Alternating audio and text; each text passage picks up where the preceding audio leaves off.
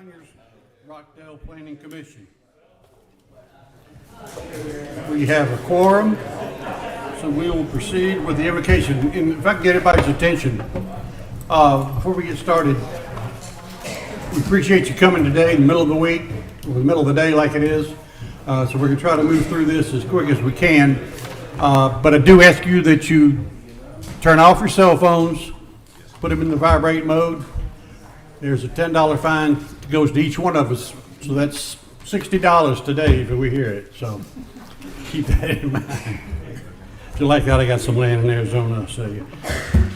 All right, ladies and gentlemen, you bow your heads. Heavenly Father, we come before you today with grateful hearts, seeking your guidance and wisdom as we gather for this meeting. We ask for your presence in and amongst us to lead our thoughts, words, and actions. Grant us clarity and understanding so that we may make decisions that honor you and benefit all those involved. Help us to listen with open hearts and minds, to speak with kindness and respect, and to work together in unity and purpose. May your peace fill our discussions, and may we leave this meeting with a sense of accomplishment and a plan that reflects your will. In your holy name we pray. Amen. Amen. We'll stand for the Pledge of Allegiance. I pledge allegiance to the flag of the United States of America and to the republic for which it stands, one nation, under God, indivisible, with liberty and justice for all. All righty, we'll formalize the determination of a quorum. We'll call your name, and if you'll just signify by saying here. Tamika White. Here. I'm here. Al Ford. Here. Mark Jacobs. Cleveland. Ernestine Goolsby. Phyllis Hatcher. Here. Angela Ingram. Here. Please note that we have two that are missing today. Alrighty, but we do have a quorum. So first, ladies and gentlemen, if we can look at the agenda that we have received an update for, and I'll look for an approval of the agenda. Don't anybody talk at once. Mr. Chair, I feel it's had to approve the agenda. I've got a motion to approve the agenda. A second. Got 2 seconds. All those in favor say aye. Aye. Opposed? Okay, we've got 2 sets of minutes. One for August 8th and one for September 12th.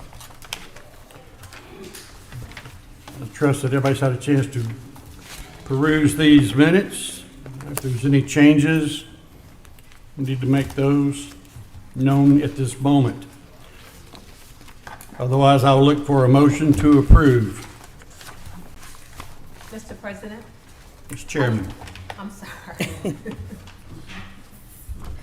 Mr. Chairman, I move that we approve the August 8th and the September 12th minutes as written. I got a motion to approve the 2 sets of minutes. Do I hear a second?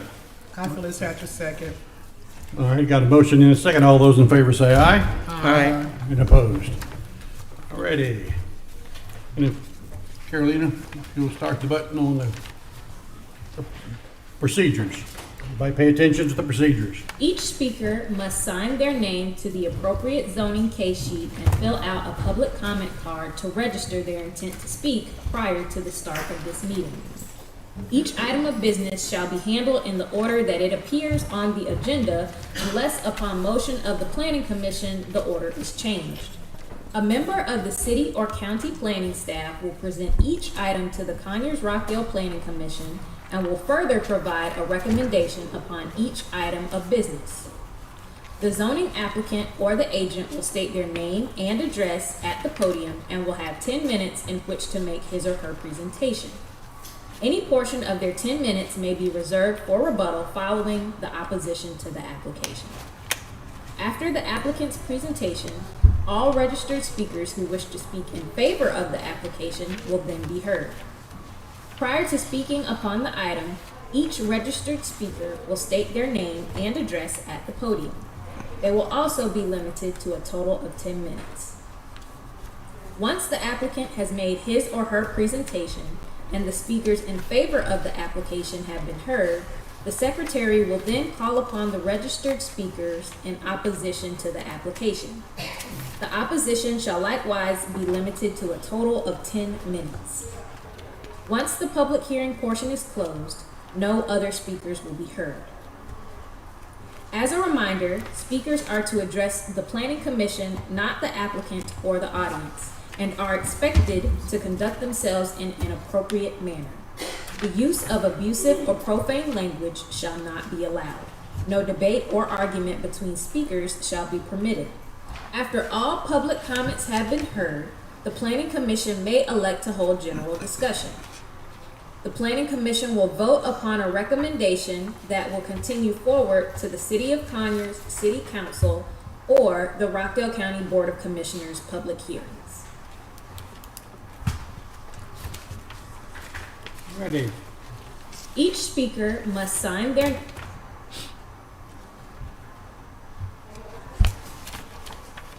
Is it over?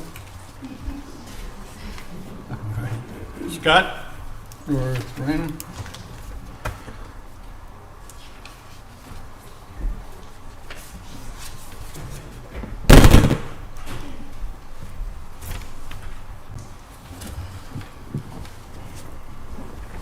Good afternoon, Mr. Chairman, Planning Commission members.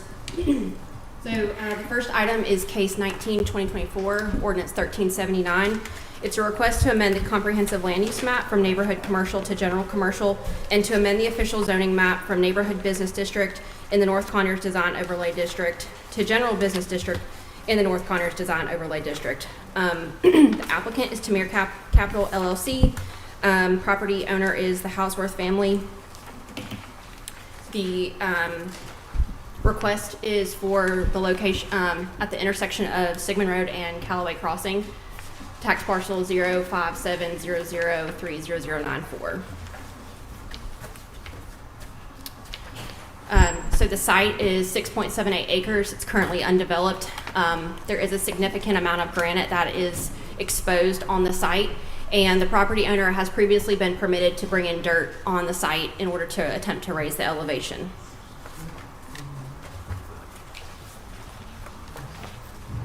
Here's just a closer view. You can kind of see the granite outcroppings towards the western edge of the property. And the survey, so just for perspective, this would be coming up from Callaway, approaching Sigmund Road. And this, sorry, this clicker's not working here well.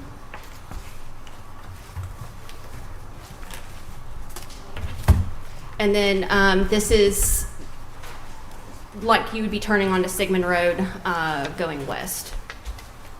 And the property is the one that has the little,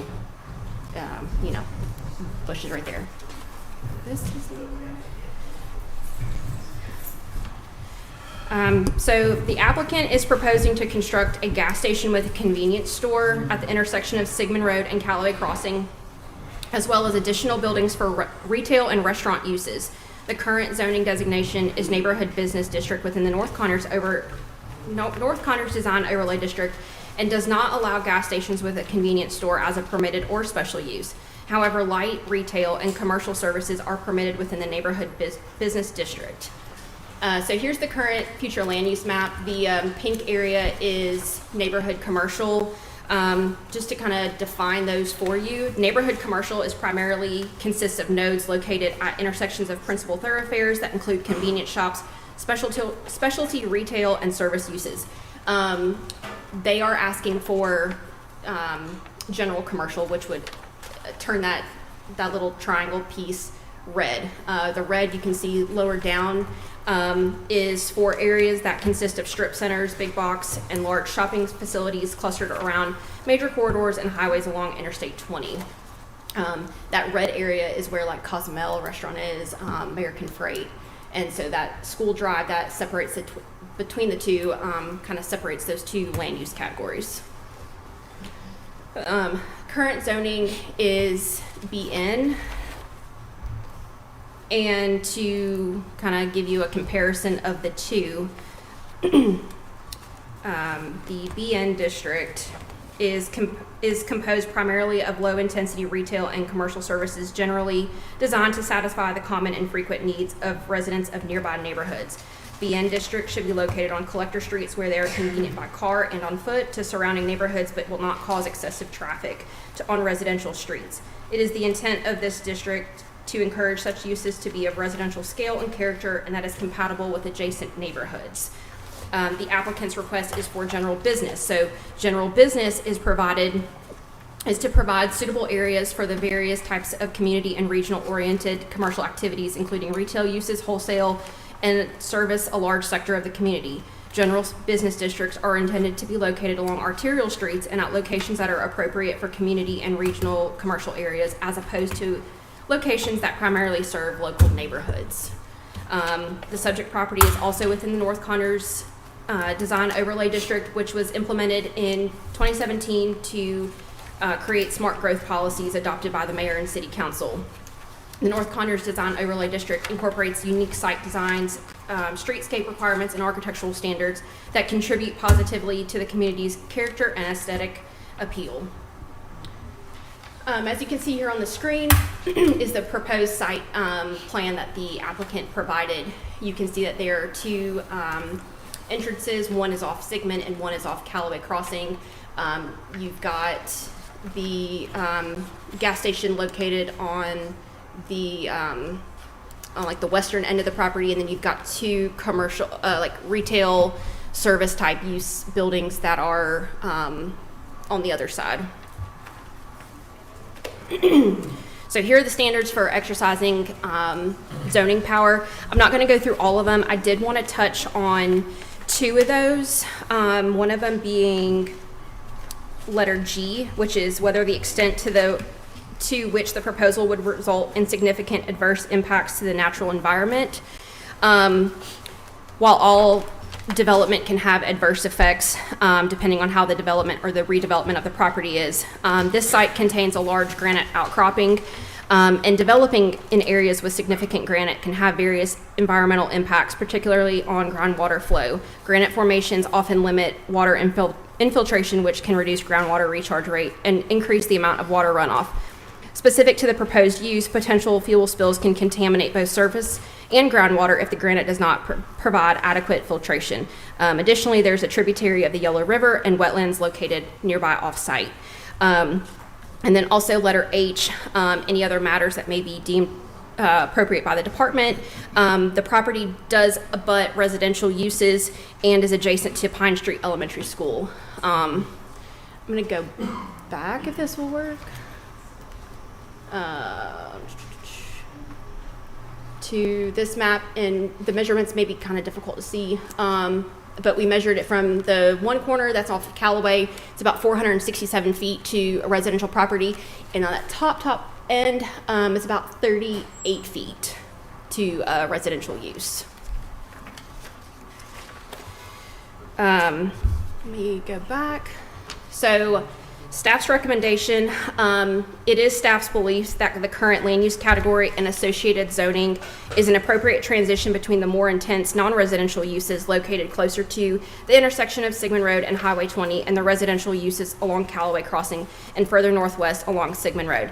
Therefore, staff recommends denying the request to amend the comprehensive land use plan, from neighborhood commercial to general commercial, and to deny amending the official zoning map from neighborhood business district in the North Connors Design Overlay District to general business district in the North Connors Design Overlay District for real property at 0 Sigmund Road, tax parcel 057003094. Is that it? If you have any questions for me, Anybody have any questions, Lorena? the applicant and the applicant's agent, I have a Mark Walton, question is here. quickly. Okay. Do you know, you were referring in item H to the granite outcropping. Mm-hmm. Do you know if there are any water wells in these I'm not- Callaway area? I'm not sure. Okay. I'll ask the question of whether or not blasting would have to occur to the owner or developer. So I don't have anything else. Anybody else? All right. Mr. Allen is here, Okay. and Mr. Mark Walton.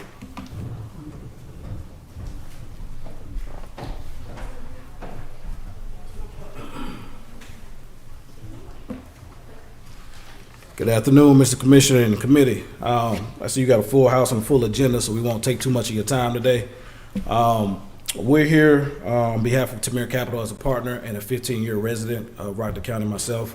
I'm here with my business partner, Asif Lakhani, and our civil engineer, Mark Walton, to help assist with answer any questions that you may have. We're here to propose that parcel number 05700300094 be changed from business neighborhood to business general for the purpose of building a small neighborhood retail center. Number one.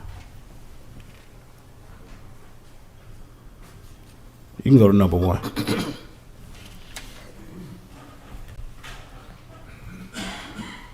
This is an aerial view of our site plan that puts you on the corner of Sigmund Road and Callaway Crossing looking down. The building to the far right is earmarked for a 3,000 roughly square foot restaurant, casual dining restaurant. We're in the process of soliciting Boston Market to come in and take that facility. Like I said, I've been here for 15 years, and when my wife sends me up and down that corridor to go get something to eat, it's hard to find anything that hasn't been deep fried. So we're trying to bring some variety of food to that sector. The building to the far right, to the far left is the convenience store that will have gas pumps and EV chargers, which will make the only EV chargers that are on the north of I-20 sector of Rockdale County. The building to the middle and closest to the neighborhood is the only building that will house multiple businesses. The building to the left of that building will be a drive-through coffee and donut shop. We've been soliciting Tim Horton to bring into that location. In the middle, we're looking for a natural foods supplier, something like a Arden's Garden or Essential Bowls. To the right, we're going to bring an ice creamery, more than likely another Cold Stone to Conyers. Slide number 2, please. This is just another aerial view of our master plan. I bring this up to bring emphasis that, to be honest with you, the easiest thing to do is to lay a layer of asphalt down and build a strip mall on top of that. And I promise you, if I did that, my wife would be signed up here to speak against me if I did that. She doesn't want to see anything like that in Rockdale County, and neither do I.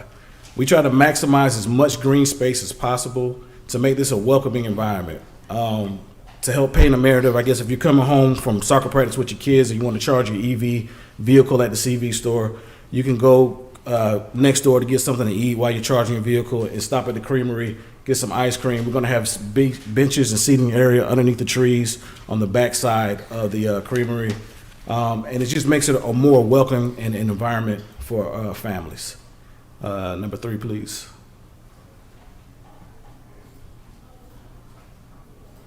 I bring this slide up to point out that if we're approved for rezoning and we can move forward with this development, there is a 4-acre lot to the rear of that development that we're going to purchase with no intent of developing on to maintain a 4-acre buffer between our development and the neighborhood to the rear.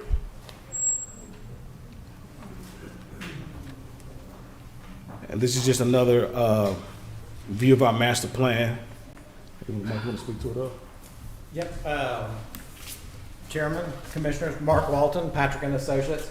On the attached layout, worked closely with the owner, developer, basically trying to fit something that fits the topography and we can have enough elevation to deal with the rock. Raina had brought up the concern about the rock and runoff.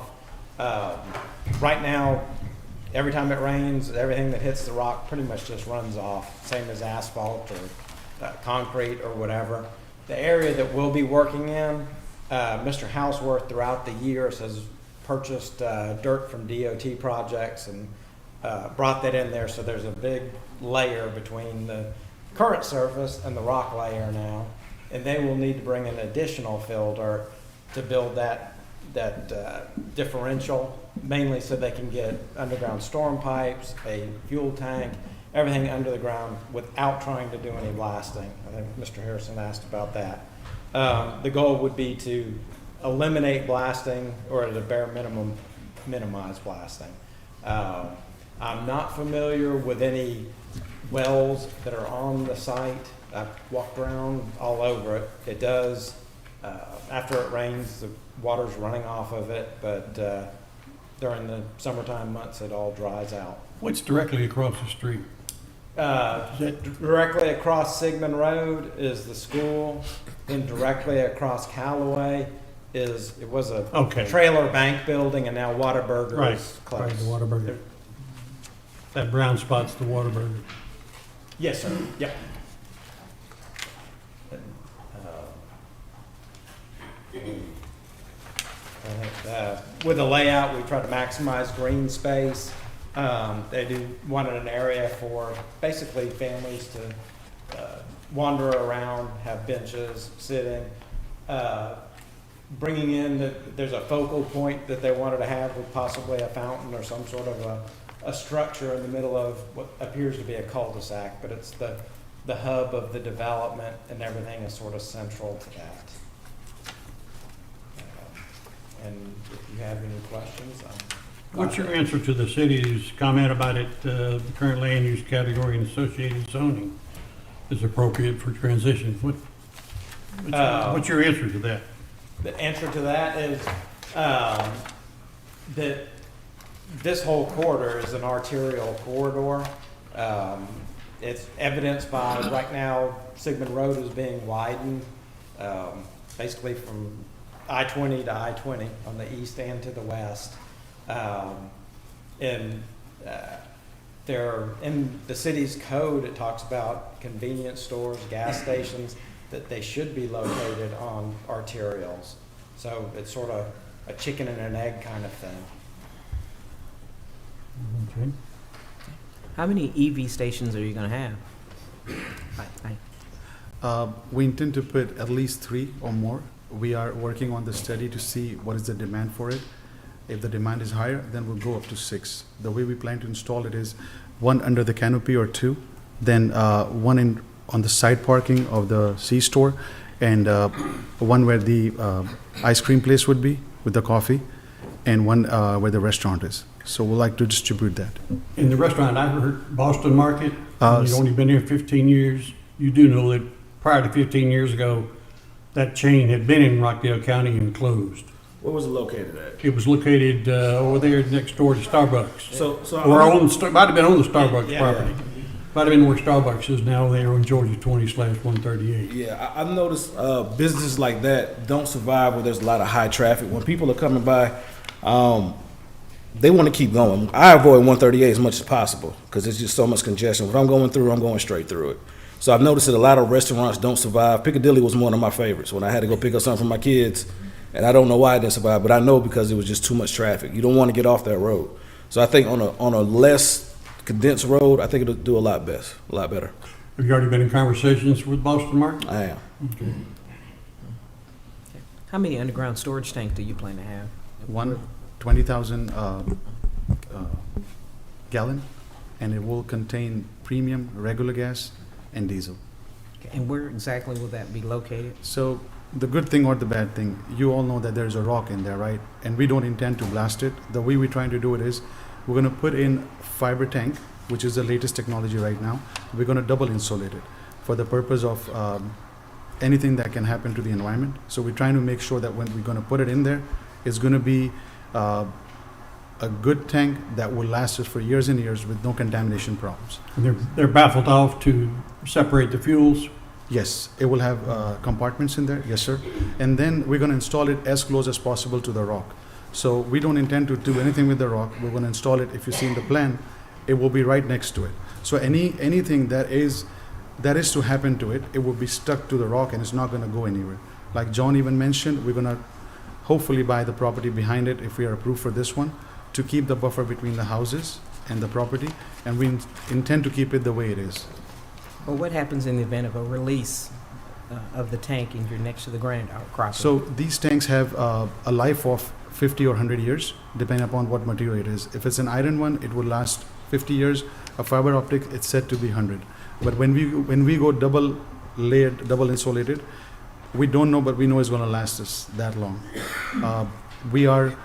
We understand that there will always be new and improved technology will come in, and it will slowly and gradually take the gasoline away from us and head us towards the EV chargings or electric cars. So we will be running electrical charging at all the pumps for future. So tomorrow, if we need to take pumps out, we'll install we'll take this one out and put an EV charger on there. So we will prepare for the future as well, if we are allowed to do this. So I think I hear you saying no blasting, right? Yes. But I think I heard Mr. Walton say you would do minimum blasting. So which is it? Right. The goal is to do zero blasting, and at the worst, minimal. So, until we get into the actual design, we won't know, but the intent will be zero blasting, just because it's so expensive. Isn't there technology out there now, LiDAR or whatnot, or something to determine what it looks like on the ground? I mean, you got some subterranean radar now. Yes. Can't you tell how much rock's under there now? Yes. Yes, we can do that. It's just in the course of the design, it may be that there's a storm pipe that you have to have minimum cover over that we would have to blast. But, Okay. the goal is zero Well, because it just costs tons of money to know, it's not based on benevolence, it's based on economics. So can you agree to zero blasting? I don't think that you can. They can seek for a minimal level. Yeah, we're not going to blast for the fun of it. I can promise you that it will. That's a last. So minimal can be synonymous, right? Can mean a whole lot of things depending on who's talking.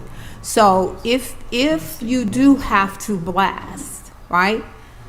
How are you going to ensure you do not contaminate the water flow? With the blasting will be, maybe a foot somewhere on the site, a 20 by 20 area that you got to blast a foot or whatever. When that happens, there's very few licensed companies and they have tons and tons and tons of insurance. When you pay for blasting, probably about half of what you're paying for is just the insurance that they have. They set up, my mind just went blank, seismic machines on surrounding properties. Because that way when somebody lives in one of those houses and says, you knock pictures off of my wall, they've already put seismic machines in those people's houses with their permission. And it records when they do blast. They also have to cover the area that they're blasting. They put about 5 feet of dirt, and sometimes you'll see giant, they're built out of Rubber blankets. Rubber blankets, Yeah. thick rubber blankets on that to prevent overblast, stuff from flying everywhere. So it will not be done anywhere near the water. There is on Lighthouse Village property, which is to the upper left or the northwest there. Right where the cursor is going. Carolyn has a cursor. There's a creek right up there. There's floodplain and wetlands back there, but it will still be several hundred feet from, even if they do have to blast. From my history of the granite in Rockdale County and all around Piedmont, that's just surface granite, and it's going to be maybe 50 feet before you get to the bottom of it, and before it could affect any groundwater. So any surface blasting, I don't think would have any detriment to it. The only thing I would be concerned about is the neighborhood, and like you said, they address that with insurance and whatnot. Yes. Okay.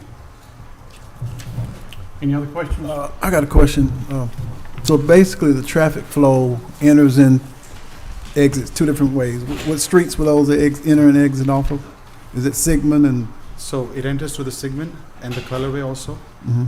The most traffic would be entering through the Sigmund, and I would say 10 or 15% on the side road, the colorway. And I think it's 800 traffic in and 800 out.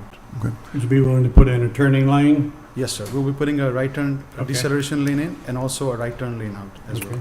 Because that's one of my concerns with the traffic congestion. I know how it is on that public side. Correct. So right now, being nothing developed on that site, it has a certain traffic. So we went to the ITE and we had the traffic study done. I hope it was shared. I hope so. But it shows that we will be only adding 50 new people in the peak hours, in which is between 6 and 8, and then we'll be adding this development will be adding another 50 people of traffic in the evening, which is 4 and 6 p.m. Okay. So it's not a major impact, given that it has so many things on it. Rather, The closest gas station currently in that general area is north on Georgia 20 and correct, east on Sigmund Road. right, sir. There's another one under construction across the street from the one on Sigmund, but those are still close to a mile away. Okay. So as far as, quote, on the surface, I don't see any problem with the gas station going in right there, especially with what you're adding to it as far as restaurants. Thank you. Anyway. So No further questions of the developer? Well, in addition, the addition of the gas station is the only reason why you need the zoning change? Yes. Yes. Well, if that's the case, have you explored other opportunities, maybe that without maybe the EV charging stations minus the tank? The gasoline and all that. So they go hand in hand. Today there is a more demand for gas versus EVs. So it's a transition for all of us to go from gas to electric cars. So it's going to fade out eventually whenever it does. But for us to keep on making sure that it makes sense for the whole project to survive, every individual aspect of it has to financially make sense. And that's why gasoline are needed for today's demand in the market. And eventually when it fades out, we will be prepared at every station to install it, just a switch off, taking it out and putting a EV charging in there. And that tank is going to have many pumps? So right now it shows it has, under the canopy, it has 5. 1 will be EV and 4 will be gasoline. Okay. And then we'll install 1 on the left of the convenience store, 1 on the right side of the convenience store, 1 where the coffee is and or ice cream is, and 1 where the restaurant is. We're shooting for 5 or 6, depends upon the need of that area. Thank you.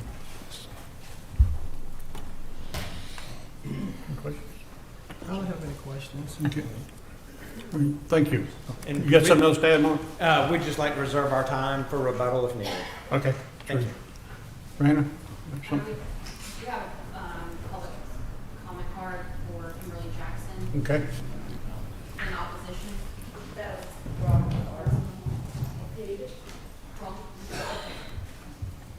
And no, we don't have any public comment cards. No cards for this project? No, sir. Okay. Help me understand more the city's opposition to this. Whether or not it's just a matter of the NCD versus BG situation, or NCD, yeah. Help me understand it more. So, rezoning that property from BN to BG would create a spot zoning situation where you've got one zoning district that is kind of essentially like in an island where you don't have your compatible zoning districts around it. So that's city's first take on it, is that it creates a spot zoning situation.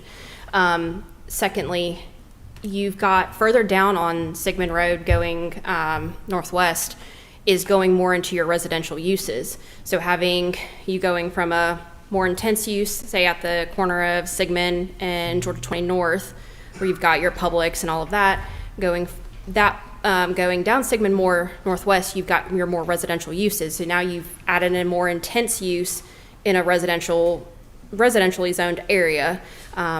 So from staff's perspective was to have that transition from more intense to less intense.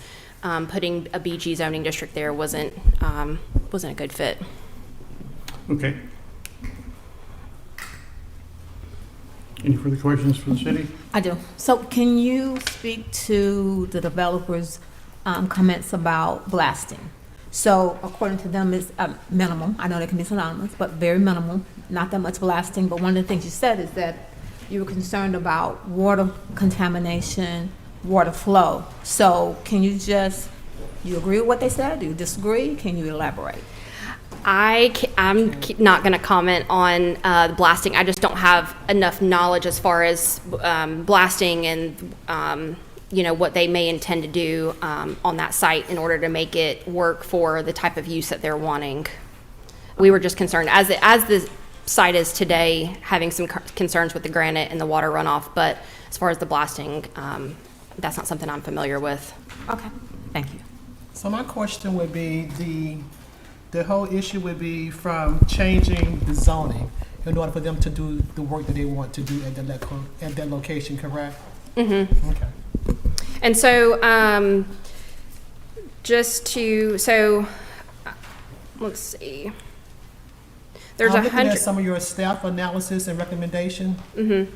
So if the board decide to approve the rezoning, and these are the things that you want them to adhere to, correct? On your staff analysis and recommendation. So staff didn't put any conditions in here they would have to comply with. There are supplemental use standards that they would have to adhere with that are in the ordinance currently, and that goes for any gas station. So to compare the two districts as far as the uses goes, the BG district has 138 permitted uses. So in case the applicant or developer decides to not do a gas station, there's 138 other options that they could put there. In the BN district, which is what it's zoned now, has 62 uses that are permitted currently for that area. Okay, thank you. Well, there's a letter from Rockdale County Water Resources regarding the capacity to request the wastewater treatment. Any issues with that? I don't know.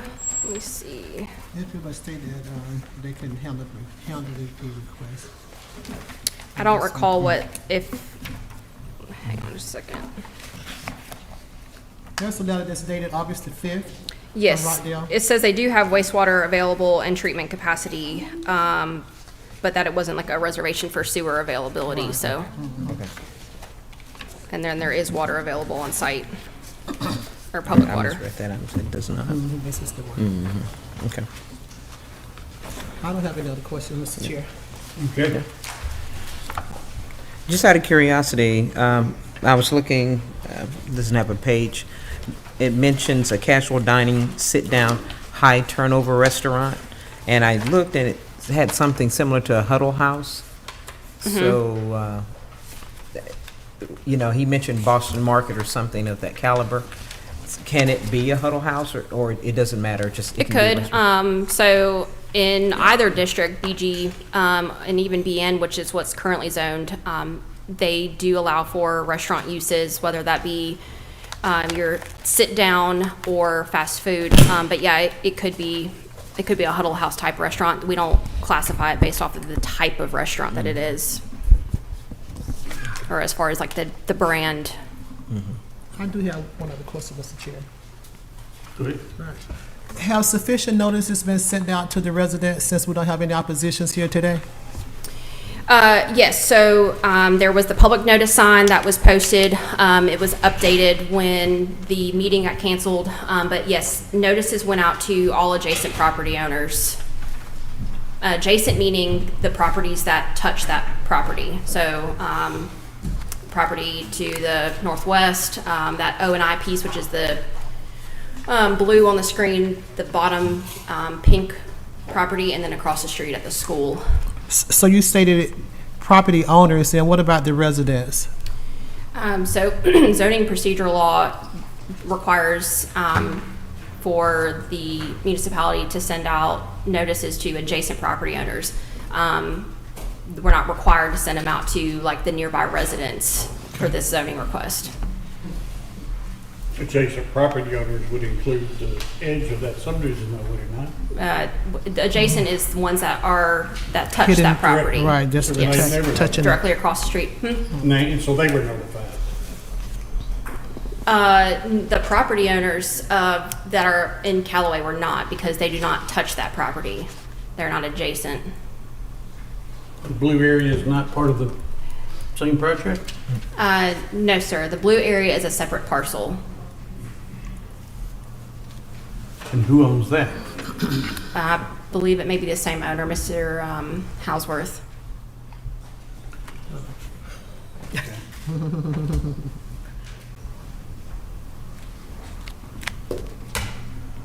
It's a pretty good sized buffer. Any further questions for the city? No.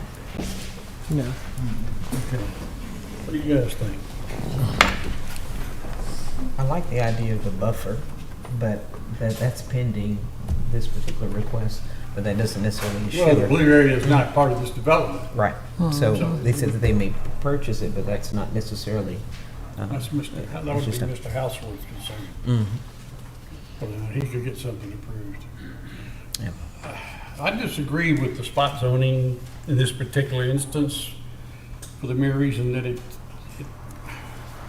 I don't think the surrounding items that are currently in place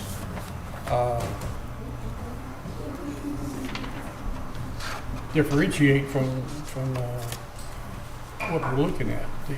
And the fact that there's not a gas station, maybe the closest one is a mile away in 3 directions, and you'd have to come through the city all the way to get on the other side of the railroad to find one in the southern direction. So as far as a need for the area between the gas station and the restaurant, plus the EVs, I wouldn't have a problem in recommending our suggestion that it be approved. Of course, we are just a recommending body. So you're stating that you don't have any problem with the rezoning No, in order to have I think the gas I station don't and think all it'd be a that problem there? if it had changed. Okay. How does the rest of you feel? I was just concerned about the congestion part, that's all, mainly. Well, the traffic study indicated that it would not Did they add give us a traffic minimal study? I didn't see the traffic study. going, well, he was talking about his traffic study. We were not supplied with it, but he mentioned they had one. And would you like to say something to the traffic study? Who? I believe the traffic study was supplied to you guys. It's not. No, we didn't get it. We didn't get it anyway. So the traffic study shows that right now there is 1,747 cars. Can you speak more into the mic, Oh, sure, please? sorry. It shows that it's 1,747 cars are going on that route, and In what period? in the whole day. 24-hour period? Yes, Okay. sir. And from that traffic, the best chance is that we'll get 40% people that might come in. 40% of the people might come in, which is, but that's what this traffic study says. Okay. So out of that, it says that we'll get up to 800, 900 cars coming in and out a day. And sorry, I take it back. It's 1747 in and out together. That's 850 each going in and each coming out. Sorry about that. And then 44% of that is what will be potentially coming to this site for the use of that site, the development site. Well, if you are approved, I hope you do a better job than Whataburger did. I can assure you something, sir. If it's a gas station, if it's a convenience store, if it's a convenience store, a restaurant, a coffee place, or a creamery, I would not want to do something where my wife, my mom, my sister would not like to go in. If you have a problem to go into a bathroom for a convenience store, it's not our convenience Well, store. getting in and out of getting into the Whataburger is extremely dangerous, in my opinion. I don't think they designed it right. And then on the way we have designed it, you have 2 in and outs. They both are widened enough. We follow the GDOT's protocols every time, and we are making sure that we have a right in and a right out. Those things cost very much when it comes to the development, and I'm sure you guys are aware of that. We always make sure that on all of our sites, we maintain that. We have made stores in city of Hartwell.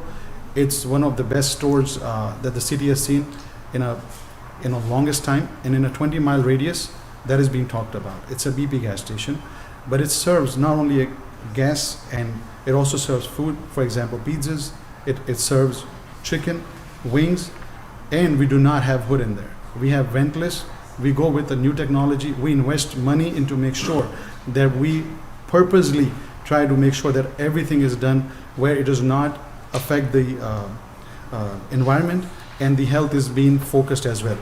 And we always make sure the bathrooms are nice and clean. We make it lit up. When it comes to Cold Stone Creamery, we have Cold Stone Creamery as well in our group, And if you go to City of Morrow, there's a convenience store, BP. It has a Cold Stone Creamery. Thank you, sir. Sorry. I think that was a time bell. Well, are you aware that there is a nearby coffee shop in the plaza? Closed Yeah. It closed? yesterday. And we Oh. intend to put donuts and coffee, so people can come in the morning. Okay. And there's a Waffle House that's over there as well, because I saw the Huddle House thing. Yeah, I think that was the traffic study. He had to pick a category of restaurant just to do the traffic study. Okay, so that's not. Yeah, that's And- not us. Yeah, All right. it was closed yesterday. Oh, wow. And what was your level of service rating on the traffic study? I'm sorry, can you? The level of service rating, like the A, B, C, D, E, I F. think it was B. B, I cannot recall. I'm sorry. I think it was B. before the development or after? No, I read the first page through. I think it was B. I don't know. Sorry. How come we were not supplied with a traffic study? That's all right, if you don't, Traffic study, I believe was sent in the packet. If No. not, It's not. No. this that you're looking at right here, that's the traffic study. that's the traffic study? Yes, sir. I'm not used to them being so small, that's why. Oh, Which one is it? that That one that doesn't. you're looking at right there. Right. Yes, Ms. Patrick, right there. Yep. Oh, See, I'm not sure. okay. No, there's no rating. I don't see a rating on here at all. They didn't rate it. Yeah, that's hard to read. Yeah, I don't understand that. Okay. Okay.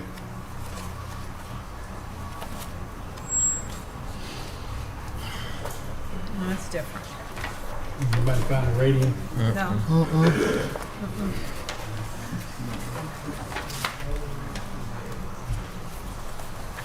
Okay. All right, thanks, guys.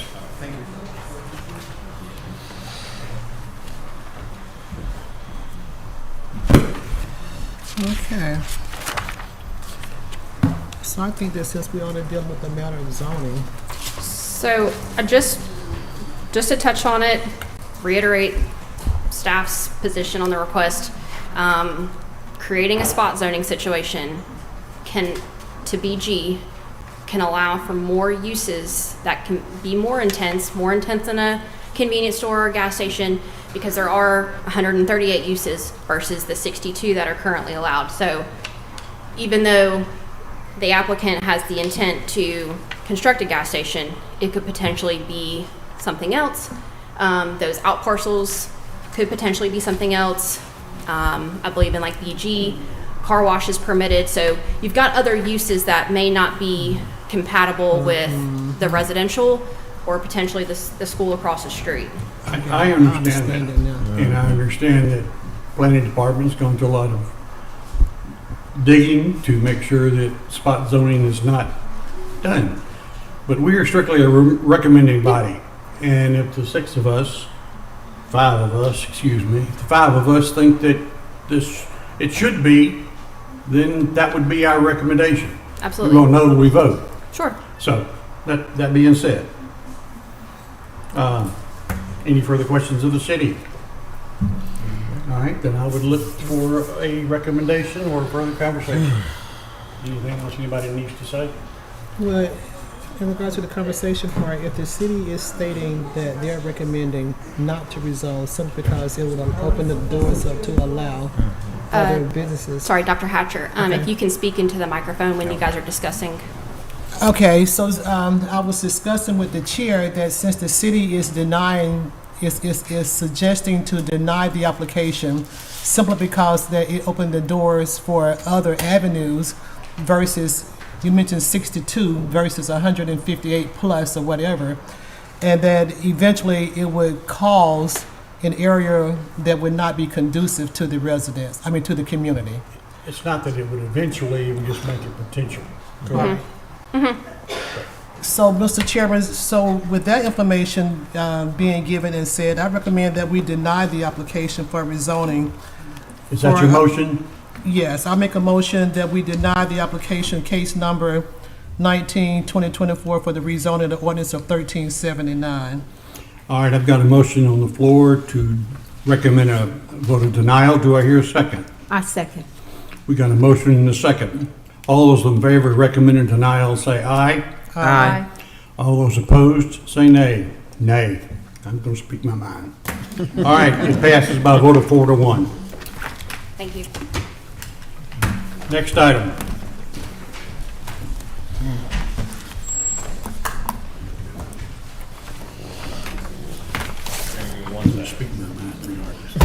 That's okay, Mr. Chairman. We agree to disagree.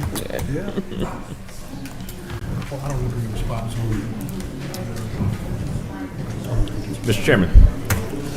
Item, case 21/2024, ordinance 1388. This is case 2024. This is a request to amend section 8-7-92, the supplemental use standards. And 8792 supplemental use standards is the section of the city's ordinance that has specific standards that are applicable to the individual uses identified within the table of permitted and special uses that the city has adopted. These uses must be met and are sometimes above and beyond the standard zoning district uses for individual uses such as animal clinics, airports, so on and so forth. Would you repeat what you just said? Which part? The last sentence. That the supplemental uses shall be met and in and above any of the standards of the identified in the zoning district? Yeah. Okay. So these are use-specific standards. There are 76 of them in our code. And what this ordinance amendment is doing is looking to change the format, not change what's in it. Just right now, these are identified as section 8-7-92A through 92 WWW. There's not World Wide Web, but just identifier. What this ordinance would propose to change it to is numeral identifiers. So it would be section 8-7-92.1 and 8-72.2, so on and so forth through .76. Again, no content change, no added information to any individual ordinance, just changing the format of the supplemental use standards. Okay, that's clear. All right. I don't think this requires any discussion. No. We do have one public comment card. I'm not sure if they're here to support or oppose, but it's Mr. Who's it? Yule Anderson. Yule Anderson? Did you mark down the wrong item, or is this the right item you wanted to talk about? Yes. How you doing, everyone? Aye. I'm Ewell Anderson. I live at 22650 Old Salem Road, and I Keep the know... mic a little closer. Hi, my name is Ewell Anderson. I live at 22650 Old Salem Road, and I know that there are numerous items on the agenda today related to liquor stores. And so I just want to mention that as you look at the liquor store qualifications, the changes of these letters to numbers, that there's a lot more at stake. And I would just ask you to look more carefully at those. When we talk about qualifications and we approve liquor stores and amendments, we also need to talk about the harm that's happening to the community. There was a session that was happening yesterday on domestic violence, for example. And as we approve liquor stores, why don't we have associated signage that says, you know, prevent violence in the home? There is a direct correlation between liquor stores and violence. And so I'm just asking, as we move forward down the agenda today, that we pay strict attention to what's happening. I will be speaking further on additional items today, but I just wanted to draw your attention to the agenda items that are related to liquor stores. Whether it's a change in qualifications, whether it's a change in numbers to letters, there is a great consequence. So I thank you for giving me the time. Thank you. Thank you, Joe.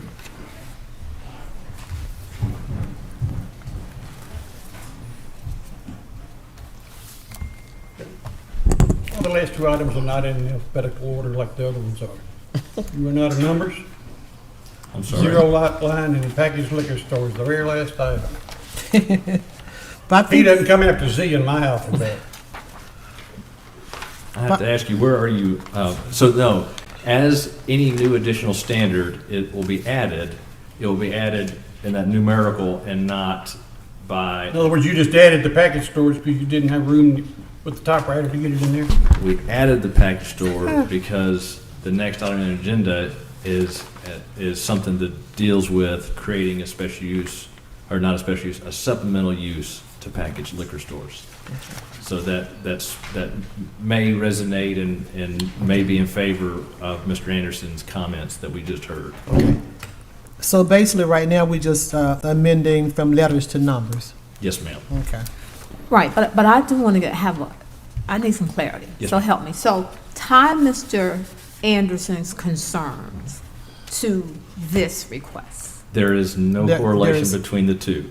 So Right. this ordinance amendment is dealing with the ordinance that has identifiers From in letters to numbers. numerical, or in alphabetical. I get it. This text amendment is to make those from alphabetical identifiers to numerical.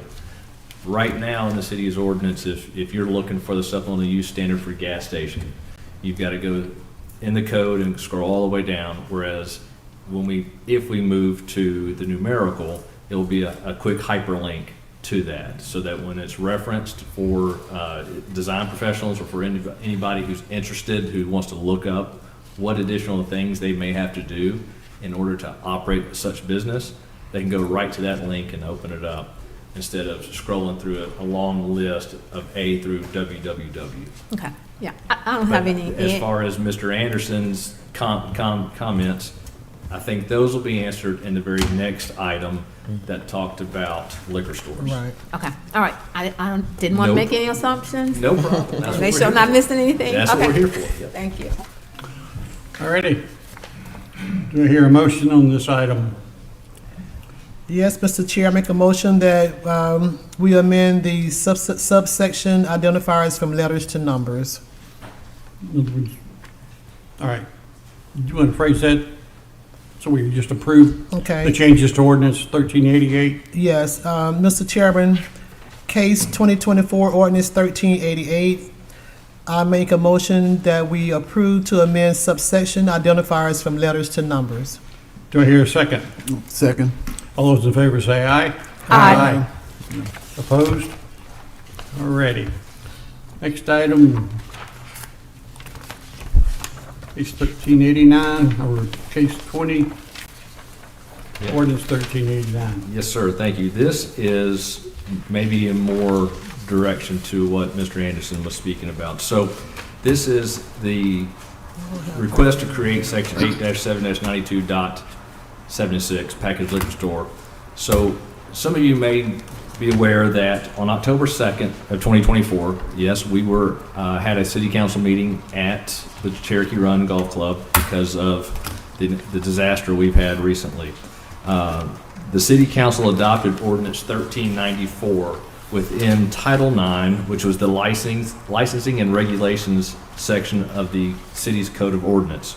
This created ordinance section 9-1-39 that limits the number of packaged liquor stores licenses based on the city's population. Section 9-1-39 in summary allows one packaged liquor store per 5,000 residents of the Conyers. According to the 2020 census, the city's population was 17,305. There are 6 packaged liquor stores existing within the city limits of Conyers. The city's population will need to reach 35,000 before a 7th packaged liquor store can be opened. So the proposed text amendment for you is to create section 8-7-92.76 packaged liquor stores as a supplemental use to reference that ordinance that the city council adopted that has the language limiting the number of packaged liquor stores that can be opened within the city limits. Well, calculations, we are only allowed to have 4 currently. 3 currently. With the 17, so That's correct, yeah. Oh, okay, you have to 5,000. actually So get to the So 4. if you look at it, by ordinance, there are 3 that are non-conforming. So there's 3 extra. It's already We don't go until 3 of them, they have to shut down, but there can't be a 7th one until our population numbers get to the point where it meets that 35,000. So we can just say in a moratorium until we reach 35 Not a zoning? moratorium, no ma'am. Okay. That's ordinance. not another, not a seventh package liquor store can be opened until our population reach 35,000. Exactly. Sounds good So to that me. was an ordinance that the city council adopted on October 2nd. This ordinance that's before you for your consideration would also would simply reflect it from the licensing and regulations chapter to the zoning chapter, so that anyone who's looking to potentially open a liquor store who may not always look at the licensing section of the ordinance could go to our table of permitted uses and see liquor stores are allowed in XYZ zoning district. Oh, I see there's supplemental standards, I better go look at that. And they look at the supplemental standards and they'll see the reference ordinance and that reference language that City of Conyers is full, we don't have enough people for a seventh one, basically. That's good. I might have missed it, you might have said it. What is the current population? As of the 2020 census, it told us we were at 17,305. What about our neighboring counties? Is this, do they have something similar, like 1 per 5,000 or 1 per 7,000 or? So we didn't make this number up, okay? So anytime a city or county creates new legislation that is kind of cutting edge, we don't like to be the guinea pig because that's the first person to get sued. And we don't want to be sued because that's taxpayer resources to fight a lawsuit. So our city attorney did a lot of research on this. Macon Bibb County limits them by population size, and there's another county located on I-16 going towards Savannah. The name escapes me where they're at. It's a small city within a county, so they limit it by population size. So And 2 counties out of 159? well, a city, another county, and there's others that are also looking at limiting packaged liquor stores based on size. And is 5,000 the number that they're using, or this is something that we're? It varies based on the existing population, based on the projected growth of the jurisdiction, things like that. Like the small city that I can't remember the name, it's even less. No. I like it. Do I hear a motion? And Mr. Chairman, just, I don't have anyone signed up to speak You for already or told me that. against. You told me that, I thought. So Scott, I was multitasking, looking for paperwork, so let me just make sure I understand. Yes, ma'am. So what you're doing is basically making the language consistent? That's all you're doing? Yes, ma'am. So if I'm looking for, I'll make it up, I got a hyperlink that tells me to go here. And the language is consistent, there is no change to the current language or what the, I'll just say, for lack of a better word, what the policy is? Yes, ma'am. Okay, all right, got it. But we don't want to sound like we're legislating morality. I got it. City Council did that on October 2nd. That's right. I thought. How many Baptists were in the group? Do I hear a motion? Okay. Mr. Chairman, I'd like to make a move regarding case 2024, ordinance 1389, a request for a text amendment. To approve the request for a text amendment to section 8-7-92 supplemental use standards All to right. adopt standards for packaged liquor store. I hear a motion to approve. Do I hear a second? I feel it's at your second. We got a first and a second. All those in favor say aye. Aye. Opposed? Next item. So the next item is ordinance amendment to section 8-7-90 table of permitted uses. This is ordinance 1390, and this is very similar to, I've done a really poor job of keeping up, sorry. Apparently our clicker is not clicking. So this is to basically identify within the packaged liquor store use of the table of permitted uses that there is now a supplemental use standard. So in your package, you see something like this. This is a clip of the table of permitted uses. Right now, there's no indicator that there's a supplemental use standard. We have to do a text amendment to the ordinance to reference that supplemental use that you guys just made a recommendation for approval on. So ordinance 1390 is a proposed text amendment to add that identifier for supplemental standards to packaged liquor stores. So as Ms. Ingram stated earlier, when people go and look on the ordinance, they know what hyperlink to go to and that it's consistent.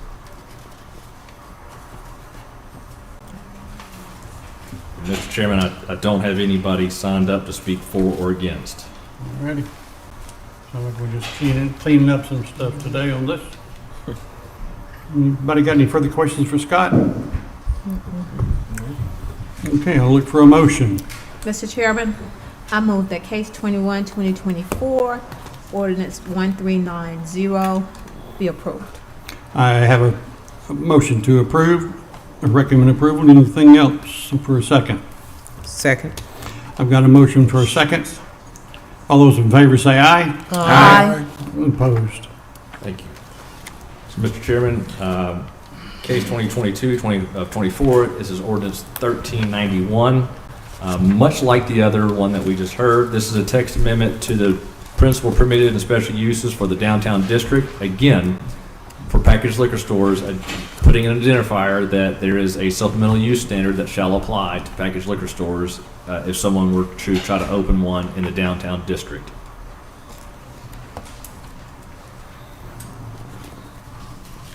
Any questions of Scott? Anybody here to speak on? No, sir. The downtown district. Yes, ma'am. Is that included? I know we talked about the red light district. Is that all? Red light district. We don't have a red light district. Whatever you call it, whatever you say. Entertainment district. Oh, It's even better, right? Dang, you got me. Blink, blink. So the downtown. Where you live? In the downtown district. The downtown zoning district, you have three subcategories: downtown edge, downtown civic, and downtown center. Downtown center is the commercial businesses within Old Town and some areas outside of that general vicinity. A packaged liquor store is allowed with a supplemental use standard, or supplemental, got too many S's, with a special use permit. So it's not allowed by right. It requires a special use permit. So before you wanted to open a liquor store in Old Town that's in the downtown center, you have to come before this body and before the city council in order to open one up. Well, obviously, that's not going to happen until our population doubles to get past 35,000. So it's identified as a use that's allowed by special use permit, and with this ordinance, we're just putting that identifier that there is supplemental standards that apply to packaged liquor stores. Well, is that kind of in sync with what's happening? I know that we talked about that particular area being where people can walk, and that seems to be more of an in and out type of business. Yes, ma'am. So, I mean, with packaged liquor stores, it's not on-premise consumption. It is, you go in, you buy whatever you're going to buy.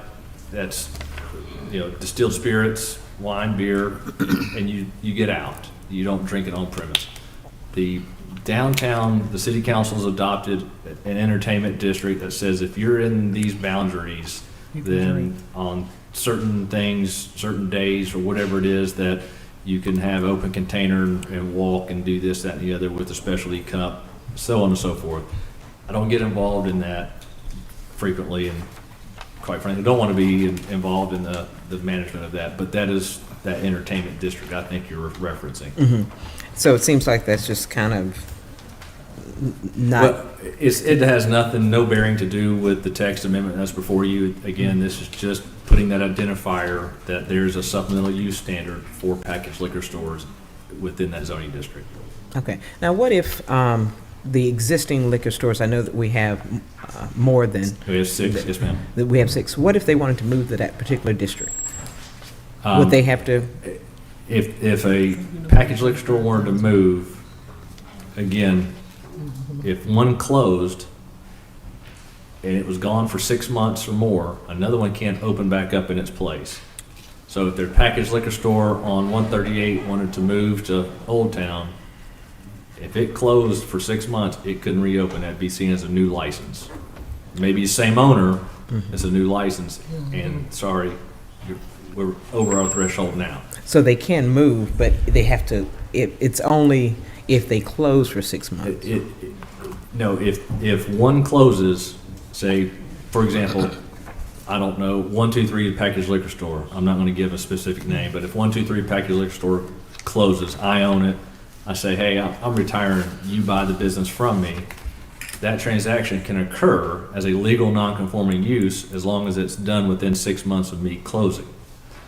And then you own and operate it. If you say, hey, I own and operate 123 Liquor Store at 138, I want to move to Old Town, no. Oh, you That's can't do a new license, a new location, you can't do that. Okay. Has the special use permit gone past the time for the one that we approved over there on the next to Hooters? A long time ago. Has it been that long? Oh, yes, sir. What is it, 12 months? Yes, sir. They have 1 year from the time a special use permit is issued to start construction towards the business. That one you're speaking of was approved in, what, 2021 or something like that? It was a long time ago. It's only 3 years. Yeah, it's long being expired. Okay. No activity over there, I'm Nope. assuming. Okay. Alrighty, do I hear a motion for item C? Is it C5 where, am I got these Yes, things C5. correct? Okay, C5. Case 22, 2024, 1391. Do I hear a motion? Mr. Chairman, I move that case 22, 2024, ordinance 1391 is approved. I hear a motion to recommend approval. Do I hear a second? Second. Got a motion to approve in a second. Do I hear an all? All those in favor say aye. Aye. All those opposed? Okay. Okay, item C6. So last one with liquor stores. So in the Gateway Village zoning district, this is section 8-7-44, we have yet another table of permitted and special uses, which packaged liquor stores are identified as uses that require a special use permit. So in this district, again, like the other two, we're needing to add the identifier that for packaged liquor store uses, there is a supplemental use standard that users have to go and look at. Very similar to the last two ordinances that you guys heard. And we do have Mr. Anderson signed up to speak on it as well. Okay, Mr. Anderson, come forward.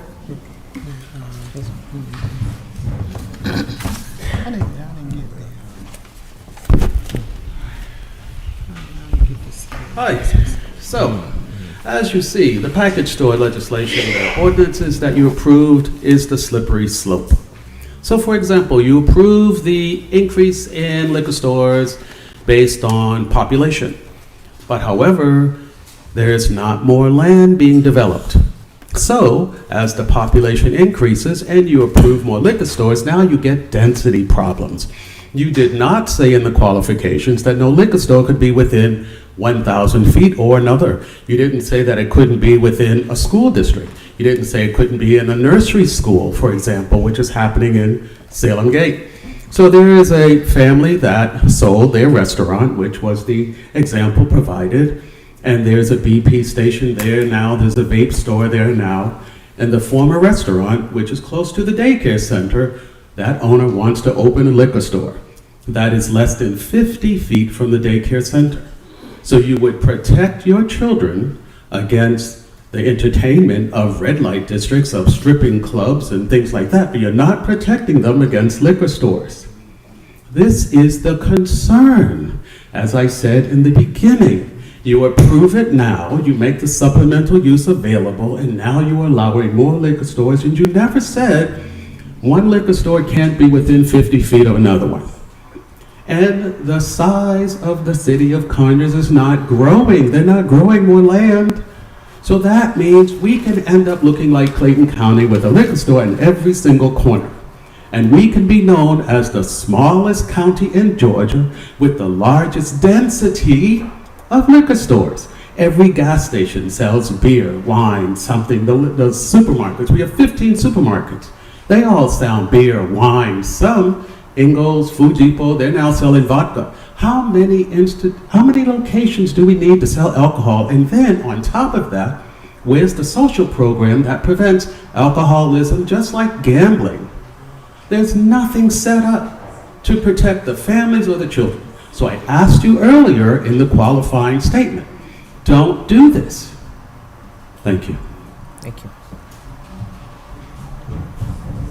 Anybody else? No, sir, that was all that was signed up. All righty. Any discussion from the board? Well, Scott, do we have any ordinances in place regarding distances from things like daycare centers? And Yes, sir. Yeah, yes, ma'am. Excuse me. In the packaged liquor store on the licensing and regulations chapter, packaged liquor stores are limited on where they can go based on the distance from a school, based on the distance from a church. That is state law. That's not something that we can vary. So, Still 1,000 feet? yeah. Y'all do? So, yeah, rehab, yes. Thank you, Chris. So, and from rehab facilities, that's a licensed rehab facility, there is a distance requirement that liquor stores cannot locate within. Something that was discussed was limiting the distance and things like that of liquor stores. And That doesn't apply to bars though, does it? no, sir, it does not. So with drinking places, you brought up bars, drinking places has a distance that one drinking place can't establish within so many feet of another. What is that footage for drinking place in a rehab? I'd have to, I can't recall. You off the know top what of my head. which I'm referring to? Yeah. I'm assuming in Old Town. Yeah, I don't have that off the top of my head, sorry, because I was prepared to talk about supplemental standards for liquor stores and not drinking places, so. Well, I would say that they're probably on the same property line, center line of the street, center line of Railroad Street. You're talking about, Agawam and the Point. Agawam, yeah. In the Point. Yeah. I don't know if there's a distance requirement from a drinking place from a rehab, like a packaged liquor store. By state law, there is that distance requirement, but Okay. from a drinking place to rehab, I'm not sure. I don't think there is any. But nonetheless, to answer your question, there is distance requirements that a liquor store cannot establish anywhere closer than a certain distance from schools, churches, daycares. Thank you, Chris, for reminding me, rehab centers. Obviously, if a liquor store is existing and a school wants to move in next door, that liquor store has precedent because they was there first. That school moves in, they're aware that liquor store is existing. So the government is not there to tell the liquor store, hey, a school's trying to move in within 1,000 feet, you got to close down. No, just that store was there, licensed first, and you're trying to move in and be close to them, that's on you. But again, these ordinances that you heard were just to reference a supplemental standard that reflects the ordinance that council adopted that limits how many liquor stores can be within the city based on population. And do we have, is there a law that governs the distance from residences to a liquor store or a package store? That would just be your standard zoning. So like, the only zoning district in the city that it allows a packaged liquor store by right is a highway service business district. That is a specific district. There's no residential around it. It is a specific district that encompasses where IHOP down to Courtesy Ford. That is that one district, and there's no residential involved within it. There's residential near it with multifamily or residential that backs up to it, but there's no intermingling of the two. Okay, so there's no So, way Mr. that would Chairman- happen. Okay. Mr. Chairman, I have a question. Yes. Okay. So to be clear on the comment, in the event that the residents of the city of Conyers exceeds 35,000, do that stop the applicants do it allow applicants to continue to apply for package stores? Yes, ma'am. So in the event that our population reaches 35,001, It would allow then more someone package can- stores? Yes, ma'am. First application that comes in and goes through the process would be allowed to open up that seventh store. So if a resident has an issue with that, they need to go back to the city council to have that conversation, correct? Yes, ma'am. And Okay. as stated, in our current zoning districts and all those districts that identify packaged liquor stores as allowed, the only one that's allowed by right that does not require a special use permit is the Highway Service Business District. So downtown center, Gateway Village, neighborhood business, neighborhood general commercial, those all require a special use permit. So those require that extra that comes before you guys as a public hearing, goes before the mayor and council for a public hearing, allows the public the opportunity to speak and have their voices and concerns heard by the decision makers before it would be allowed to open. So we just approved from on the 35,000 residents, the state that only 7 can be done at the 35. So as it stands now, it would take 35,000. 35,000 people who live in the city of Conyers before a 7th liquor Package store store can could be attend. open. Okay. And then right now we have 15. We have 6 packaged liquor stores in the city limits. Right, and the residents of, Of 17,000. 17,000. Yes, ma'am. okay. So I just want to sort of like make sure. Well, let me back up. So I asked the question earlier so I could really get an understanding of where Mr. Anderson was going, and so then he came up again, and I did get a little concerned, right? Right. But when, for point of clarity, what's transpiring here is not the ordinance.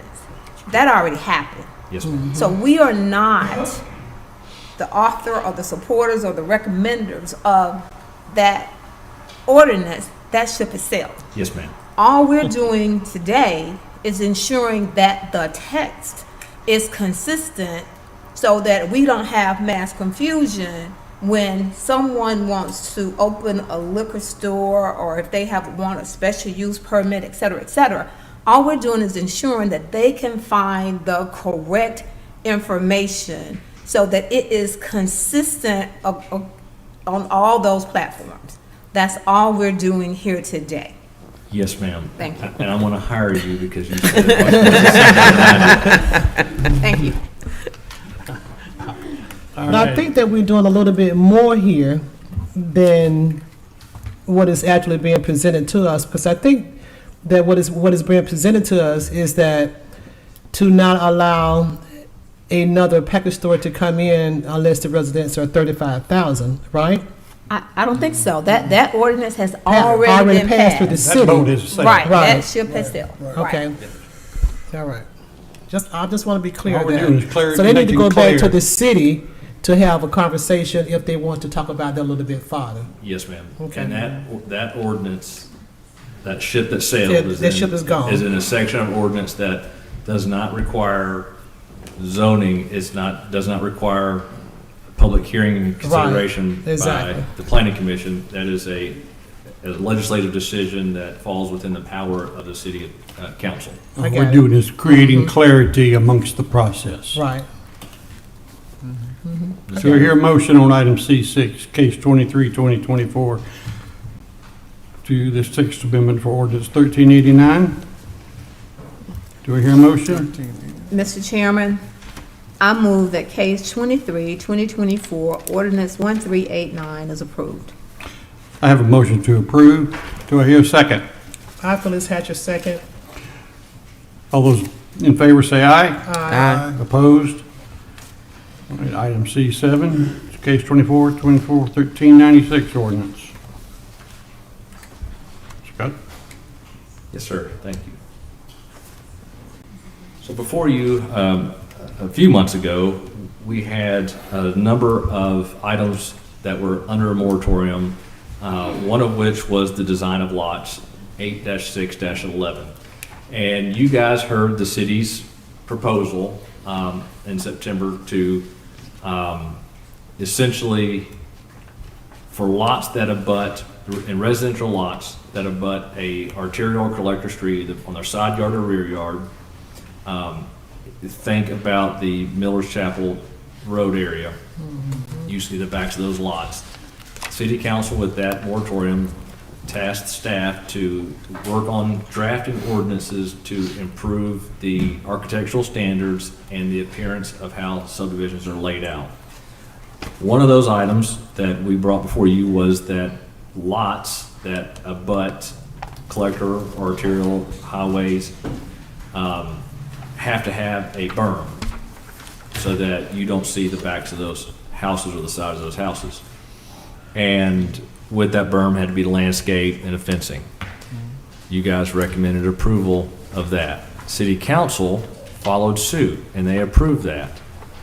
But then they started hearing some other things and they thought, well, some of the things they heard have a lot of merit. So they asked staff, go back to the drawing board and come up with options to provide visual barriers between the arterial and collector streets and the side and rear of homes. So before you today is some options. And those options are a little more detailed than what's on the screen there. And for brevity's sake, I'll run through them. So it would state that subdivisions shall be designed to minimize direct lot access to major thoroughfares. Reverse frontage lots shall be required for residential subdivisions along state highway systems or other arterial collector where internal access can be provided. Reverse frontage lots is a lot with two road frontage for which the boundary along the state highway system or other arterial collector street is established as a side or rear lot line. An easement of at least 10 feet in width, across which shall be no right of access, shall be provided along the lines of lots abutting such traffic artery. Here's where the proposed language comes into play. Within said easement for the entire street frontage shall be provided at least one or more of the following methods of screening. Option 1, where dense vegetation and trees are present, they shall remain undisturbed along the entire length of the abutting state highway, arterial, or collector for a depth of no less than 25 feet before any individual lot lines may begin. This vegetative screening may only be disturbed for the installation of entrances into the subdivision and shall be made part of the preservation area or open space.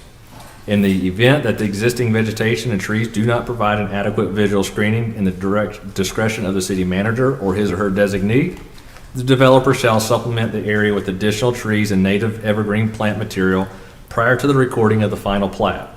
All supplemental trees shall be 3 inches in diameter, and vegetative shrubs shall be no less than 3 feet in height at the time of planting. Option 2, a brick or natural stone wall of no less than 12 inches in width and 5 feet in height from the prevailing grade of the adjacent state highway, arterial, or collector street shall be constructed along the entire length of the abutting street. The wall shall be located on private property and placed no closer than the clear zone as specified by ASHTO.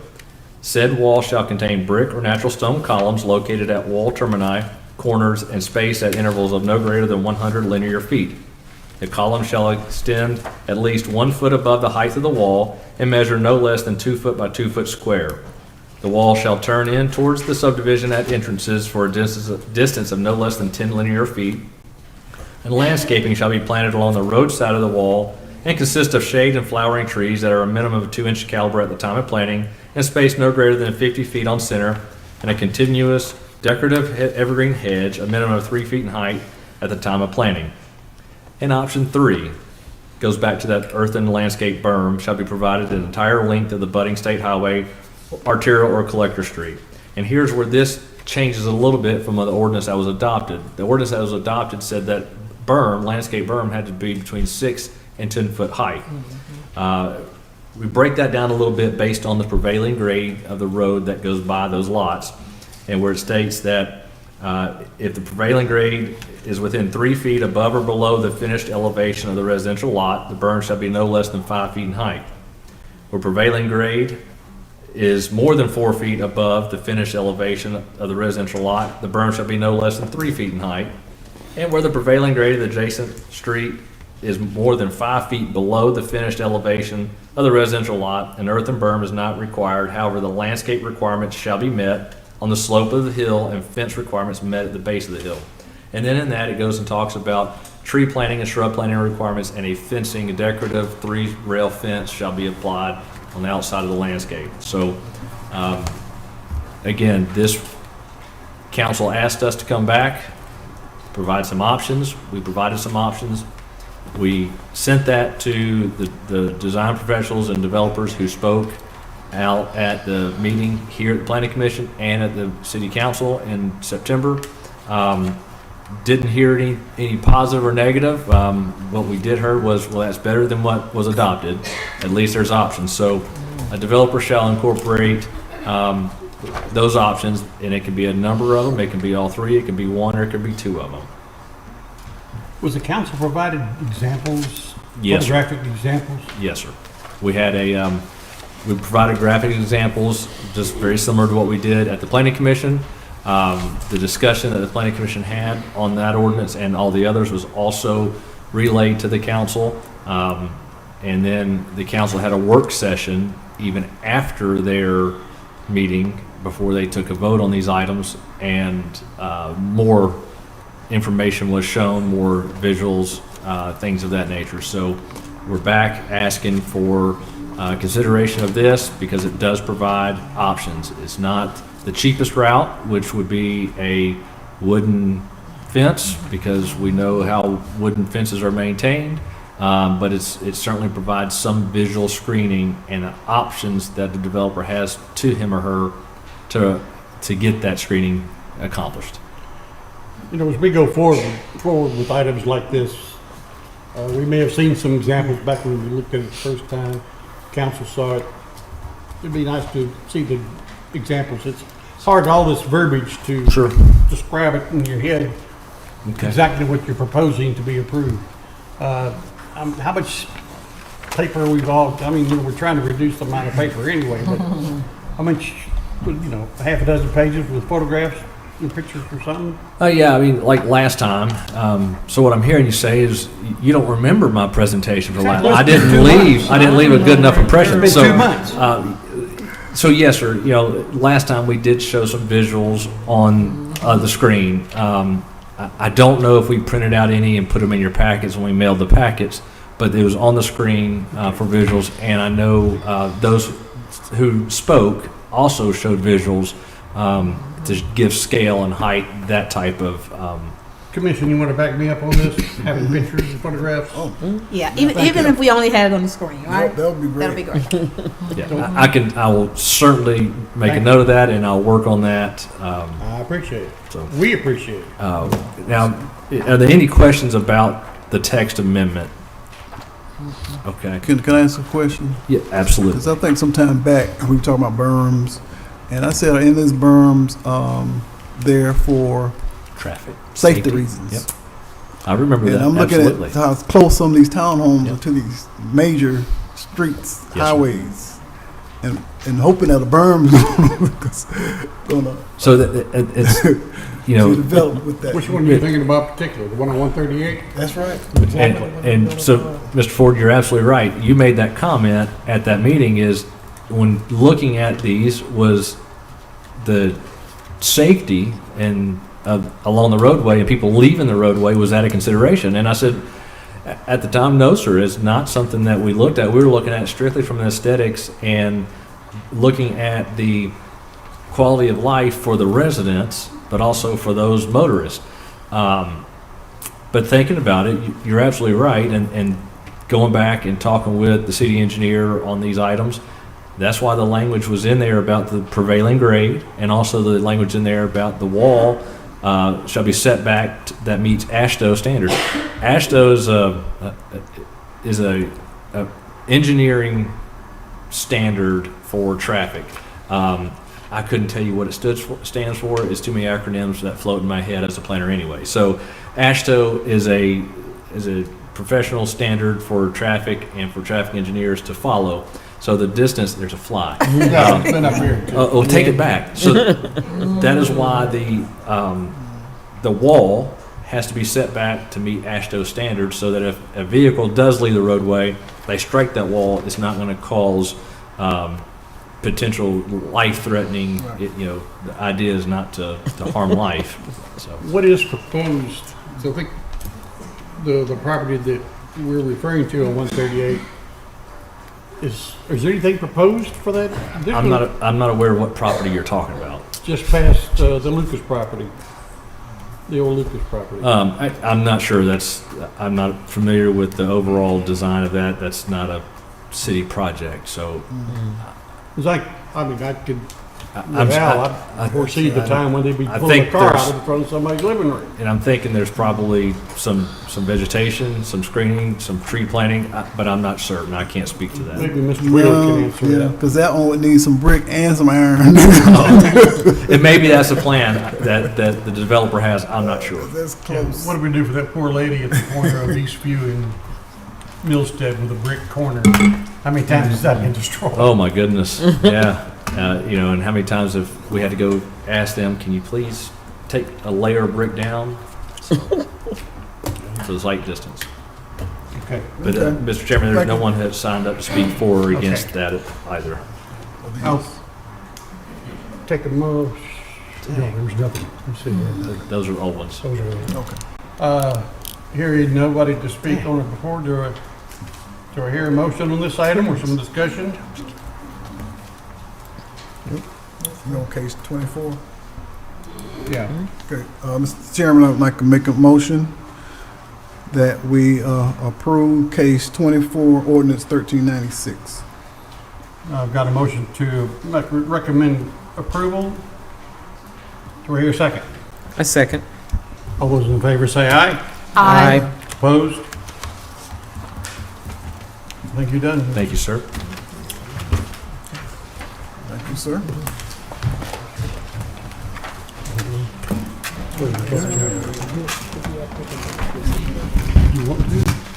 Maybe further. Y'all between this time, between the city and the county, because the county's gonna be a long time, it seems like. Well, let's see. At least a 5, 10. Yeah. Okay. Yeah. How about between 5 and 6? 5 and Between 6. 6 and 7. R6 and R7 or? That's fine. Okay. Yeah, we can do that. I mean, 'cause this is gonna be long. Yeah. You wanna keep going? So, Mr. Chairman, You ready for one are now? we doing a break now between the city and the county, or are we moving forward? Go a little bit further, make it more of a halfway thing, unless we need to take a break. You can take a break, go ahead. Well, I don't need to take one, but I'm just saying that if you're gonna be, I'll hold it for 10 minutes. so you're gonna hold it for 10 minutes? Yeah. We can take a quick break, but about 10 minutes.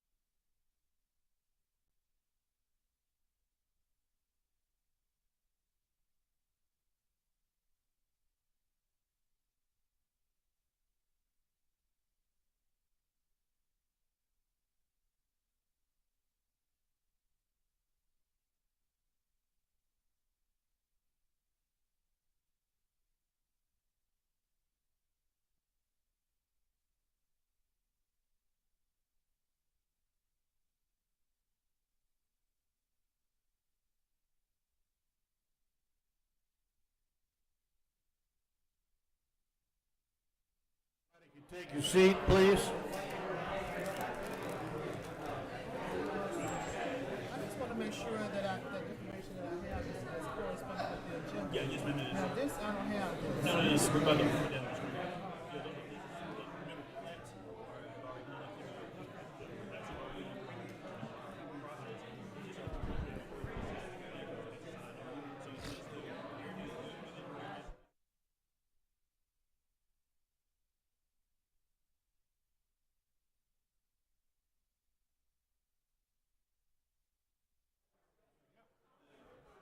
All right, ladies and gentlemen, we're going to get started again, please.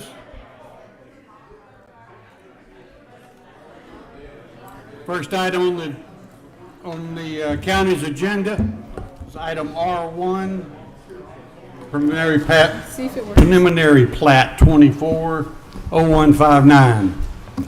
Good afternoon, Mr. Chairman, Planning Commission Let me make a notation so the people across next door. If you're listening next door in the overflow room, I understand that the audio is a little weak. You do have an option for listening to it and viewing it on your Facebook page for the county. If you go to the county's Facebook page, you can watch it in a little bit delayed time, but it is available. Thank you. Good evening, Chairman. I meant to make this announcement earlier. Those who came in to speak for the rezoning case for 2600 Old Salem Road, that has been withdrawn. We were notified of that earlier this week, so we didn't have time to actually pull it, to not advertise it. I believe in the last one, I don't know the number for it. It's not on your current agenda, but on the old agenda, I cannot remember the actual number it is, but 2600 Old Salem Road has been withdrawn. We sent the notification to you guys this previous week and just let you know. So we did not make that announcement earlier. I apologize, but I wanted to go ahead and put that on the record. Okay, thank you.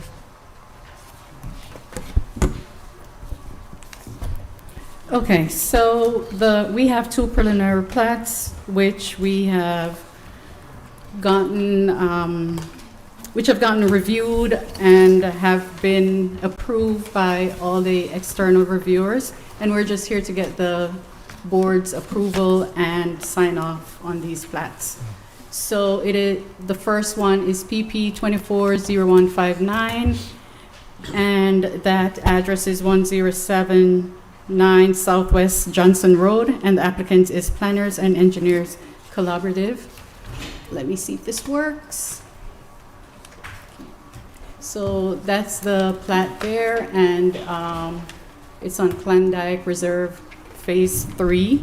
So that's the first one. I will allow you guys to vote on that before I call the second. Now, we didn't get a copy of this, did we? Yeah. I didn't see it. You should have, but you want to take a look? Yeah, I need one. Thank you. Thank you.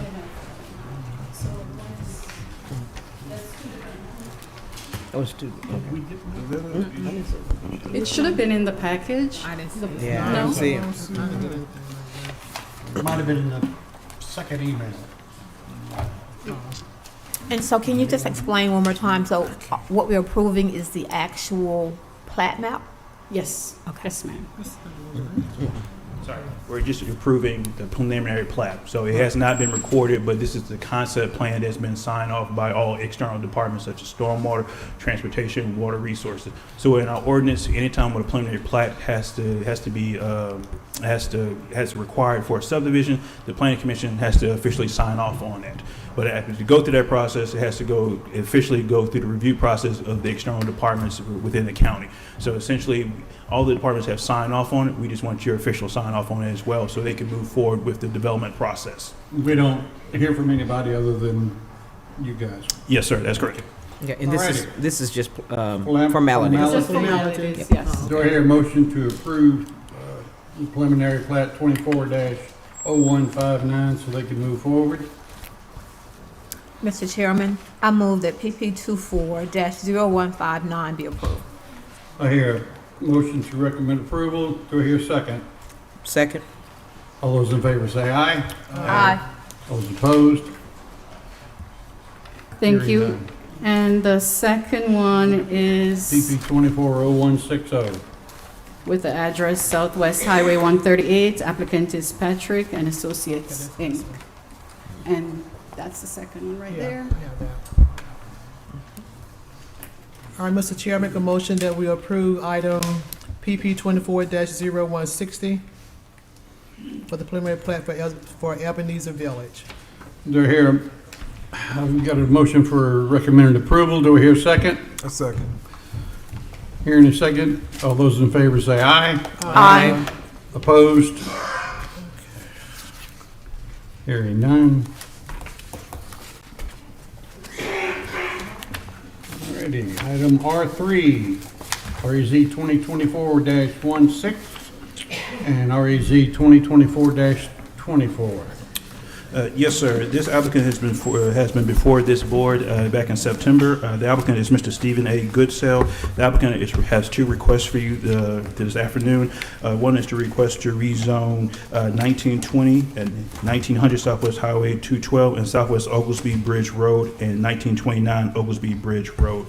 The original request for you, the request was to rezone 1.168 acres at 1920 Southwest Highway, 1900 Southwest Highway, and Southwest Oglesby Bridge Road, and a portion of 1929 Oglesby Bridge Road from AR Agricultural Residential to CRS Residential for a single-family residential development, as well as to rezone 10 acres of 1929 Oglesby Bridge Road from AR Agricultural Residential to C1 Local Commercial for neighborhood commercial development. Again, the developer was before you this past September. Did make a request to do a no recommendation so the applicant can go back to the community and get more feedback and then be able to amend their site plan to get more community input. The applicant is here today with a revised residential plan. However, they did not make any changes to the commercial side as they still wish to allow to that portion of 1929 Oglesby Bridge Road to be rezoned from agricultural residential to C1. Staff has not seen the residential portion. However, again, staff is aware of the request for the C1. And the applicant is here to present their revised site plan. Okay. Speaking, Steve.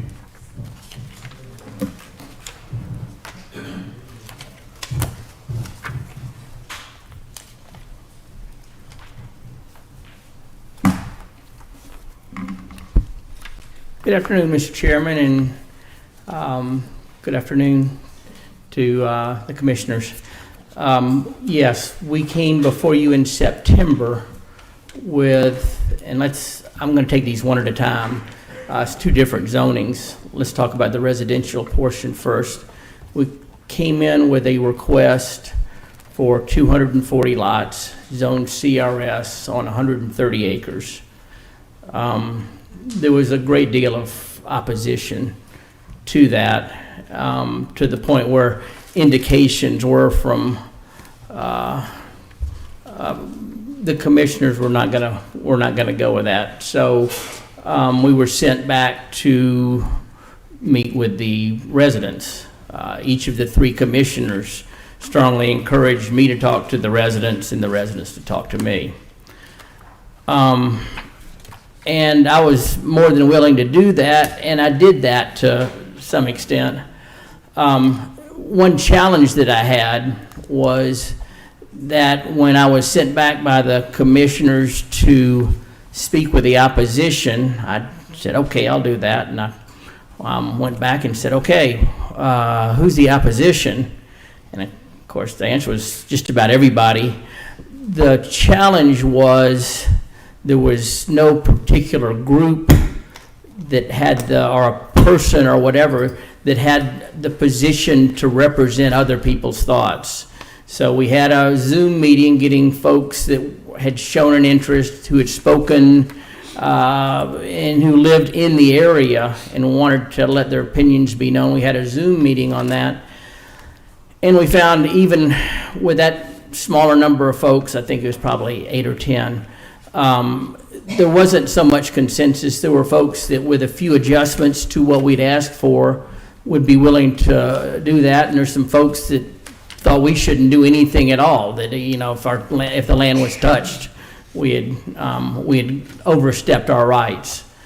So, in consultation with Mr. Wheeler and in trying to move this thing forward in a way that makes sense for everyone, what I would like for the Planning Commission to do as they look at this is consider taking my request and conditioning it to a density, to a lot size, and a frontage size, or, and I know there's some concerns with some of our neighboring properties, the distance from the closest house to their house.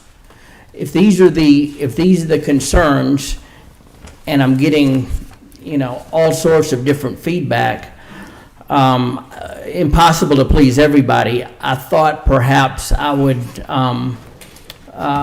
call on you guys to attempt to come up with those conditions of a reasonable density, a reasonable frontage, a reasonable lot size in your recommendation, as opposed to, you know, the endless back and forth. If we could come up with something, and I know the folks behind me that are about to come up and speak, each of them may have an idea, and you might get with them. For a frame of reference, we were going for 240 lots. We're currently AR, which would allow 1 acre lots. We have 130 acres. So I think that it's in everybody's best interest that we keep moving and get in front of the commissioners. And to do so, I would hope that you would recommend something that would be acceptable to you as a group, and if not, recommend denial. But let's keep this thing moving. And I'll reserve the rest of my time for rebuttal. All righty, any questions of Steve? One question I got. See, the last time we met, was there a rendition or a sample of what you would be building on the property? There has not been one that's been released digitally. Where's my engineer? He got done with it 2 days ago. I've been beating on him since the last meeting. What happens here is when we get below about somewhere around 210, 215 units, we lose the critical mass, the number of lots it would take to spread the cost of getting sewer out there. So, in all probability, this would end up being a septic tank subdivision, and really the density is going to be more regulated by, yeah, I mean, the rules are so tough with the health department right now. We would be challenged to get the density allowed in R1. In AR even.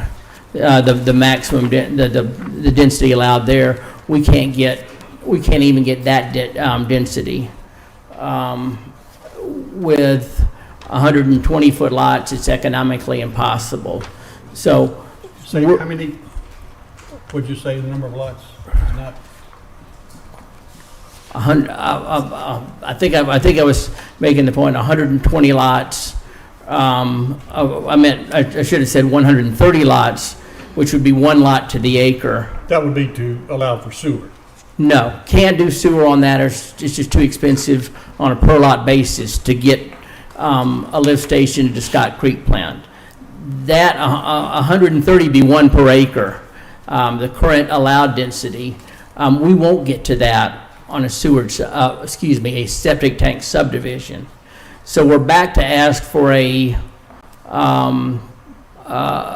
density that I think is going to be almost within our current rights, but we want to be able to have the flexibility of having the frontage size less wide than the 120 feet required by the current AR. The project would become prohibitively expensive, and the county would have pushed us into a corner of not being able to economically use our property.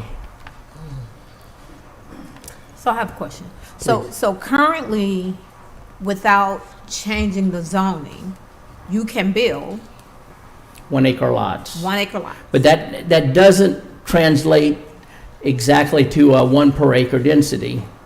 Got to have a road to get to it, right? Okay. You might have more like a 0.8 to the acre density. The reason I'm not just throwing this out the window altogether is because the difference in frontage and the distance in total acres on lot, the difference in total acreage on lots. The AR requires, Chris, help me, 40,000, or is it an acre? An acre. So we might, in order to make this economically possible, we might need some lots that are between, say, the R1 standard of 30,000 square feet and an AR standard of 43,560 square feet, an acre. We're looking to be able to do something with this property. Mr. C's owned it for 52 years, and we can't do anything with it under its current zoning. And so we're going to pursue the ability to do it some other way, and that's why I'm here in front of you today. So in the original proposal, you were proposing to build 242 lots. Is That's that still correct. On 10,000 square feet? Of a minimum lot size of 10,000 square feet, minimum frontage of 70. Okay, and then in that same area, you have Stratford subdivision to the north of that property sits on acre lots. No, those are R1 lots. Some might be as large as an acre. The minimum lot size was 20,000 square feet in Stratford. And I don't off the top of my head know exactly, but how big each of them are. Some, because of septic tank situations, will be an acre. Okay. But that was not the requirement, and there are some smaller than that. Right. Same with Manchester across the way. Okay, and so just to be clear, what's in the county's report is that the Manchester subdivision to the east of the site is composed of half-acre lots, and the it says, let's see if there are others. Then lots to the south of the site range from 1 to 2 acres in size. And I only bring it up because there's great disparity in those numbers to go from communities with half-acre to 2-acre in size to then want to build a community where you're building houses 10,000 square foot in size. It's just a huge disparity. Right, and first off, let me clear something up. I did Arden Woods to the south, and I've got 25,000 square foot lots in that. So everything to the south is not an acre. Deerwood has lots that are 3/4 of an acre that is to our east. And to the south, like I say, I've got Arden Woods. And so yeah, there's a disparity between 10,000 square foot lots and what's south of us. We were trying to do something different, and no good deed goes unpunished. I've learned a lot from a lot of years developing right here in this area, and we thought we could create a better living experience if we made smaller lots but had common area for use for different types of recreation and green space. And frankly, that went over like a lead balloon. And I still believe that folks that were horrified at it, it would have been a good thing, but it's not going to fly. So we're trying to do something to save Mr. C's right to use his property. He's paid property taxes on that thing for 52 years. For every person that comes up here and says when they drove out here, there was nothing on there. There was nothing on the property where they live before somebody built on it. Having it been late to be developed does not deny him any rights to develop it. I'm asking for y'all to come up with something. If the indicator should be adjacent properties, let's look at the density and lot sizes at both Stratford and Manchester, and use that as a guide. But let's let this thing move forward with something, with a number that's tolerable, but still allows Mr. C to use his property. So currently you are proposing fourth of an acre lots? The proposal on the table is that, and I'm asking you right now to say a half an acre, 25,000, 30, name something that's reasonable in the context of what's already out there, and let me take that as a recommendation to the commissioners. That is my suggestion on how we can best move forward in everybody's interest in this difficult situation. Well, you said that, people went over like a lead balloon when they wanted the common areas and the green space and all Yes, that. sir. What if you went just the opposite direction with that and made each lot its own green space by going bigger? You talked about the infrastructure. I mean, you've settled the problem with septic tanks if you go to a much larger lot, and you've got each person's got their own green space. That's where we're headed, and you and I can agree to disagree on whether it's better for 100 lots to be on 101 acre lots, or there be 51 acre lots and 50 acres of green space. That's a philosophical question, but I'm past that, because whether I think it's better or not, the folks voting on this are not for that. We're only a recommending body. We understand. Our vote don't mean diddly. You'll vote for, I can't tell you how you'll vote, but I do know how the commissioners would vote, and I had a proposal that it was indicated to me was not acceptable. I was asked to go back and work with the community, Was it because which the is what I've lots were tried to too do. small? What's Was it that? because the lots were too small? Because the lots were too small and there was too much density. Okay. And let me throw in one more. A couple adjacent property owners, especially to my west, Stratford area, were concerned with the proximity of houses to their properties. So, Where does the words costability and profitability come in? As far as you've got the amount of taxes he's paid over these 52 years, he would like to make a return. Where is that return fit as far as what he's willing to accept by going to a larger lot size? Like if you scenarioed it out at 1 acre, at 1.5 acre, and even 2 acre lots, and put the level out there, you've saved on your infrastructure. You don't have the deal with the sewer, because with 1.5 and 2 acre lots, you're going to have plenty of room for a septic.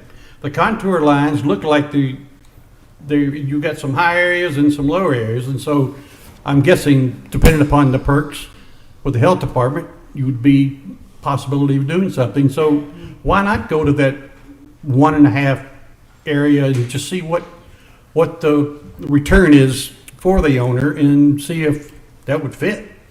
It would also give you a better sellability to the neighbors if you went to a larger size lot. I understand, and let me be blunt. I don't think somebody in an adjacent property on a half-acre lot has the standing to demand a 1.5 acre lot of its neighbors. That's a 14th Amendment issue. I'm concerned about is the sellability to the BOC. They don't like the density. They don't like the small lot. So you go larger, you got a better chance to sell it to the BOC. I'm asking you to condition this to something larger. What do you think would work for the Say family? I mean, is 1.5 to 2 ridiculously high, or Yes. is that? Yes, I don't need to be here for that. I've already got the zoning to do that, okay?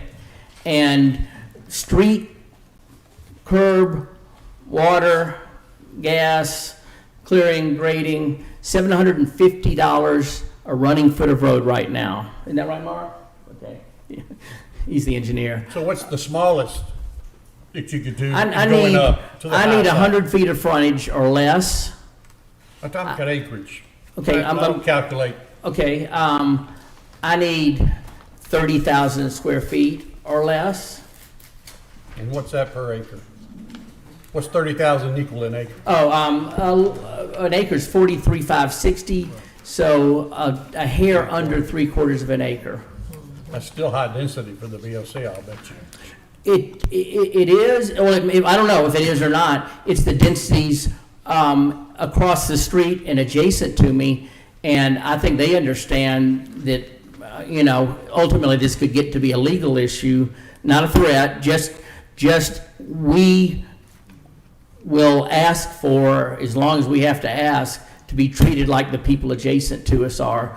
I don't think that conditioning us to something more severe than us, just because Mr. C was among the last people to sell out, doesn't mean he should be punished for that. He should be able to enjoy the same right to build a 30,000 square foot lot as the folks in Manchester or Stratford. And when were they developed? When were they developed? Manchester was developed in 1993 to 1997, and Stratford was developed in 1998 to 2000. Which There's got to be a meeting point somewhere in the middle. There is in all negotiations. And I'm asking, I'm asking you guys to try to decide on that middle, or recommend denial. But let's keep it moving. I have another question. Yes. So just out of curiosity, when I was going through the paperwork, I lost it. But what is the difference in what you had planned when it comes to garages, right? Like I see, here we go, that when it comes to residential parking, guest parking, what's required by the zoning and development standards is based on the number of houses you're planning to build, 484 spaces. That's what's required. So in my mind, if I do this math, that's double car garages. Wait, hold on. I think you're looking at the commercial section. No, I'm not. This says residential parking, guest Chris, help me parking. with that. What are we talking about here? So, you see it, Chris?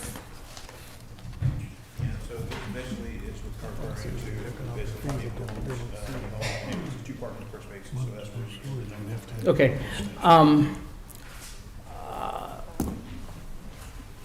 The plan you see there had front entry 2-car garages, okay, 70 to 80 foot lots. We have, I think, 10-foot side setbacks. If you want a side entry garage, it requires 30 feet to be able to turn around a F-150 coming out of a garage without crunching something up. Okay, so the original plan had front entry garages. A plan with anything over 90 feet frontage required will allow for side entry garages. And frankly, the stuff I've developed, the parking hasn't been a problem on lots of these sizes. Well, I'm just trying to understand, required is 484 spaces, right? That's required. Proposed was 293 spaces. So help me understand the difference in those numbers, because that doesn't sound like they were going to even get double car garages. No. So that's again, it is asking for what probably wouldn't say that's required. It's required as far as there's 2 parking spaces per house, and right, and you just calculate just the number. So if anything, it's probably trying to say the maximum is 400 and some odd parking spaces in there compared to what we have being proposed. That's probably what the misstep is. Are we talking about garages or parking spaces? Parking spaces. I mean, I'd be happy to stipulate 2-car garages. Does that alleviate your concern? That that definitely would, yeah. Condition it, please. Okay. Because frankly, we'll have 2- and 3-car garages. Good. And average well over that. Okay, I have a question. it seems like you don't just have problems with the commissioners, but the Board of Education has expressed concerns about the number of students and the capacity given the two developments. So how do you address that? Okay, we asked the Board of Education, and they say they had ample capacity for everything that was being proposed within our school district area. Not a problem. And I didn't bring that, but Chris, you've seen the letter from the Board of Education that says that school crowding, school overcrowding, school overcapacity would not be an issue. Well, they actually were saying that the first steps were to address impact for students is to add mobile units. Then the second step was to be larger class sizes, and the third step was the rezoning. So that actually affects the public school system and the rating as well. The currently the high school is at 50% of capacity. And we'd have two already approved developments in that particular area that's going to impact that school system. That was their concern. The approved developments, are you referring to Ebenezer and Walker Road? Would be a Heritage High School project? No, this was like Salem. What is LES? What's Lorraine Elementary? And then And DMS is who?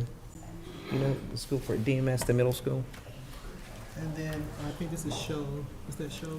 We That was were Salem asked High to School. contact the Board of Education. We did, and they said they're well below capacity on all of those. Yeah, Well, they gave us. yeah, something different. There are some stats here for the different school enrollments for the projected enrollment, current enrollment, and current capacity. So if we look at those, it really doesn't give that much room. It doesn't give that much room to even get to the current to get to the current capacity for the proposal that you are asking to build for the school system.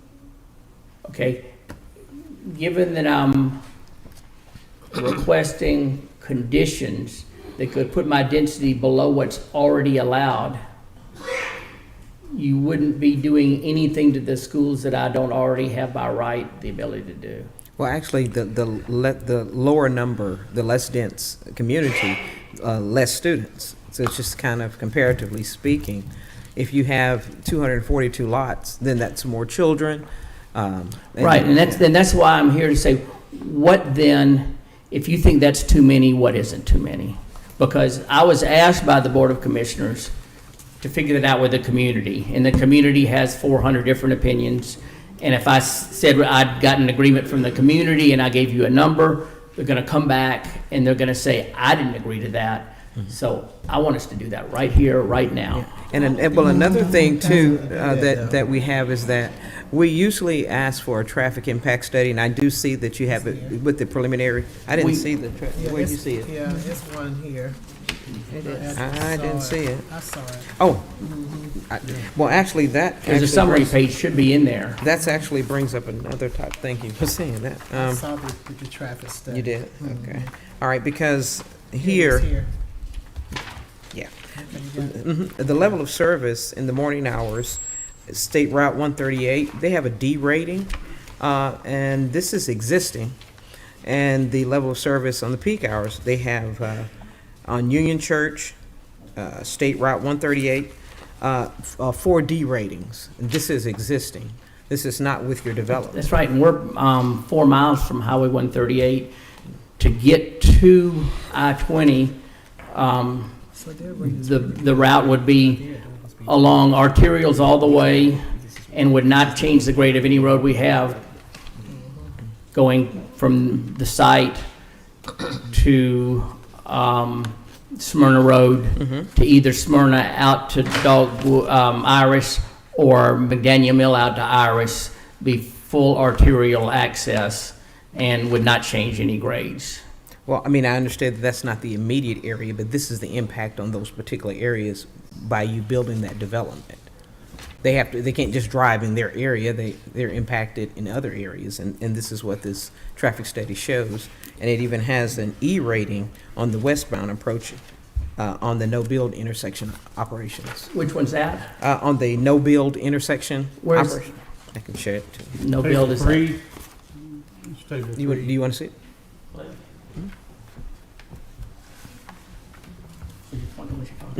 Right. Here. In the bold there. Westbound approach. Westbound approach. Yeah, and they recommended a turn lane to accommodate that. What, Go back to the mic, please. if I understand that, that it required being addressed with what's pretty standard, a turn lane, because a car stopped turning left, going westbound, turning left into the subdivision would be problematic. So you give a turn lane that can load. I need to bring my engineer up here for this one because I don't want to misspeak. Get up here, Mark. Westbound, shown unacceptable, that's pre. That's current condition. What you're reading there is current condition. To be honest, I have not seen the whole traffic study, but I don't think, even with his development, that it took the level of service from a D to an F, or I think the level of service stayed the same. Some of the wait times might have increased a little bit. And again, I don't have the whole thing. They did have recommendations back when he had the one that's depicted on the screen there. I think they wanted coming off of 212, definitely a deceleration lane, and then a left turn lane, to get into the site. And I believe that the two entrances that we were showing on Oglesby Bridge Road, that they would have to have deceleration lanes. And I don't remember if a left turn lane, I don't think there was enough traffic coming from Henry County to warrant a left turn lane coming into the site. We could condition this to any of the recommendations made in the traffic study. Yeah, but if we'll stick to the density that he's trying to reach. I mean, to be clear, I'm asking for a density that I'm already allowed to do. I'm asking for a density that I already am allowed to do. So can I get? No. Yeah. Why are we here? Yes. Because right now I'm AR, okay? And that won't work. 120 feet of frontage with $750 a running foot of road, the houses would have to be $700,000-800,000.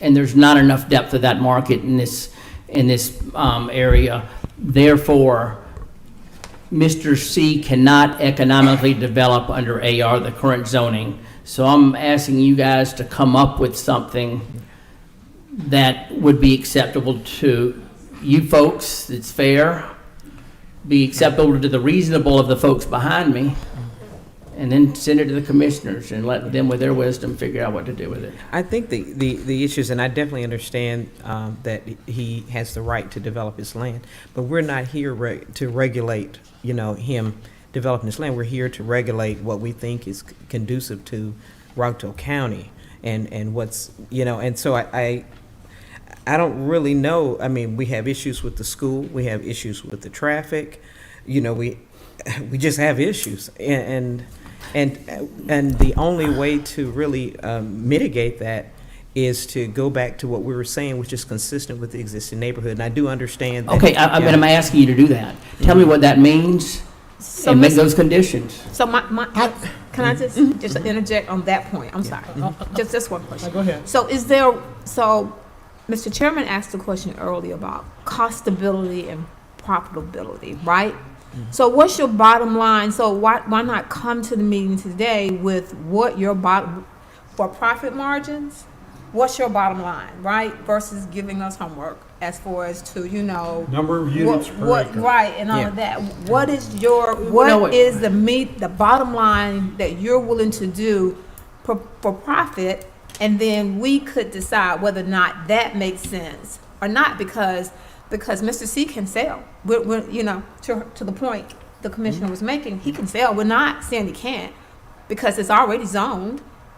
No, it's not. That's No, what he it wants to is. do. It's currently zoned, but he has to build larger lots. Can't build 10,000 square feet lots. Exactly. So they're wanting to rezone so they can build the smaller lots. Right. So Right. Mr. C can build as is, and the land can be sold, and he can build whatever he wants, which is his right, as long as it's in the current zoning. But if, please, if that can't be done, then there's a problem for all of us. But, okay, 130 lots max, 100 feet of frontage, 30,000 square foot minimum, these conditions would be no problem for me. 130? 130 lots max, We don't need almost to cutting in half rezone. my request. Then why do we need to rezone? Because I can't economically develop 120-foot wide lots. Okay, so so your only question is the width? The width, but to get any yield at all, this has got some rough soils. Mark Walton's the best guy in the county and maybe several counties around, and he can't get me 100 lots on 130 acres, to be quite frank with you. And that's what we're down to. We're talking about a yield of probably 0.65, 0.7 to the acre. I mean, this is a yield that is much lower than a AR with good conditions. This has some difficult conditions. I could have gotten 175 lots out of it if I developed it when we developed Manchester, when we developed Stratford, because the rules were different. Now you've got to be 75 feet off of streams with any kind of development, any kind of impervious coverage. You've got a 100-foot radius out of anything that somebody calls a spring. You've got soil conditions where we used to be able to have 20,000 square feet of good soil. Now we have to have 27,500 to do a 4 or 5 bedroom house. So we can't even get close to the densities of our neighbors with the septic tank situation now. So we're offering, with a gun to our head, lower density than our neighbors have. And Like you said, the rules changed since then, so we They have. got to comply with what we're dealing with now. Okay, and I'm going to comply with all the septic tank rules, and I'll comply with whatever zoning rules are existing, plus the conditions you'd like to put on there. Would you agree to 130 units maximum for the Yes. property? Yes, ma'am. And the only issue you would need would be? I need 100 feet of frontage, and y'all want me to have that, frankly, because that allows, it's big enough to allow side entry garages, but it's small enough to be economically developed, which again is an issue here. So you'd need 100 feet of frontage from the 120? Correct. Okay. Let me ask a question to Chris. Yes, ma'am. He keep asking us to give him a recommendation in order for the C farmers to get approved. Mhm. Are we able to do that? I don't think so. Well, you can recommend it at approval, blanket approval, recommend approval at the applicant's request. You can do a no recommendation, or you can do a deferral. The board. So let me just ask this question. Mhm. So what's in front of us is the rezoning process. Yes, ma'am. Mhm. That's what's in front of us, right? Yeah. So what he's asking, what you can do a recommendation with conditions. So again, what he is proposing, and the board agrees to it, you can stipulate those conditions as part of his rezoning. Now, the question that comes before you is the zoning type, which Right. again, I will have to present that to the board of commissioners because they have the ability to rezone at a lesser intense zoning classification. Exactly. So, for example, if he is here with asking for CRS, and you can do conditions that are comparable to R1, I would say for precedent's sake and for a cleaner look to rezone it to R1 instead of our CRS zoning, because again, we do not want to give the appearance that CRS zoning is something that we want in that type of area. Exactly. If the board of commissioners chooses to do so, staff does not agree with the zoning type anyhow. So Right. therefore, if you do recommend an approval with certain specific conditions, I would ask that you think about rezoning to a certain zoning type, so it makes a better appearance and cleaner, and a better transition from the medium density, which is across the street, to low density, where the applicant's property is at this point in time, So as you what's- move closer to conservation. What's so the what- zoning, what would be the Zoning. zoning requirements for the 130 lots, 100-foot frontage? So we're looking at R1. That would have to be R1. Yes. Now, again, that's just R1 just for based off the lot size and lot frontage. Now, do not get into as far as the lot depth and anything else that Mr. Goodsell is talking about, because again, that's all depends on specifics of his development. But from what you just explained, that is literally just R1 zoning type. Oh, So let me ask another question. So this came before us, I think, sometime in September, Yes, ma'am. and we did a denial. You did a no recommendation. Okay, no, okay. And so now we're here again. So is it possible that, okay, I understand that some of these things, come to us, and we really don't have an opportunity to really go in depth of the information that's put in front of us. Mhm. And I understand that Mr. Say wants to sell this property and build. So is it possible for us, this board, to actually have further dialogue and conversation? I mean, you can have the dialogue and conversations right now. Right. I mean, that's Here. the whole purpose of it. Where you're discussing the lot size, that's the whole purpose of the planning commission, is to get down to the nitty gritty specifics of what you believe is be beneficial to the community, or what you think will be harmful to the community. So, for again, as Ms. White is going into as far as lot sizes, this is the opportunity to get into the nitty gritty. Because when you go through the rezoning, you only get really one bite at the apple, Right, unless exactly. the applicant comes back again to change certain conditions. So if there's certain aspects that you would like to see to be associated with this application, the time is now to do that, and to include that, and get a consensus amongst each other that, hey, we want this type of development, or we don't want this development at all. So, Mr. Chairman, can I ask that if we don't have any more questions for the builder, can we hear from the community? Or do we have any more questions for? Well, I have one question. Chris, you might be able to answer that. I saw on the application, there was 230 units, Mhm. and I know we discussed 242 Yeah, units. that's what I saw, 242. So, I mean, even though we're reducing that, I'm just making sure that, Again, that might be just an oversight, Okay. just from Okay. just submitting an application.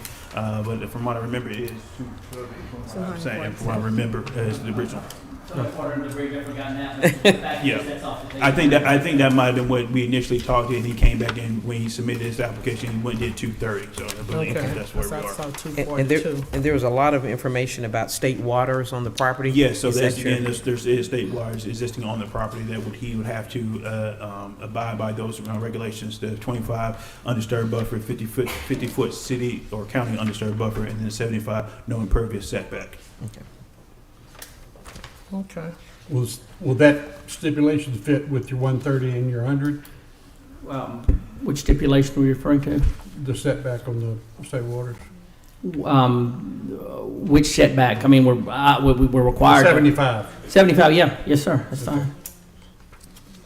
We were blessed or cursed, depending upon how you look at it, with a number of creeks, which are now state waters, and wide swaths undevelopable. And again, that's why I was looking for the flexibility of the CRS to make good use of the land, but that won't fly, so let's look at R1-like conditions would be my suggestion, which is consistent with what's across 212 and to our west. Well, if we can understand the additional items that R1 would require to make it the 130 lots and 100-foot frontage, I'd feel more comfortable. So, So, Chris, will R1 give him 130 lots? I didn't go to school for math, so I'm just. But I'm saying Mr. to be Walton, rezoned to the residential. I believe Mr. Walton believes that he can get that number. I believe he can get that number. And I can't get that. I've been Okay, beating yeah, on so, it. yeah, so.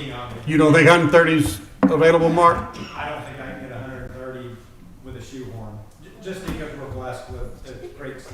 Goodsell was talking about. We can't get 100. Yeah.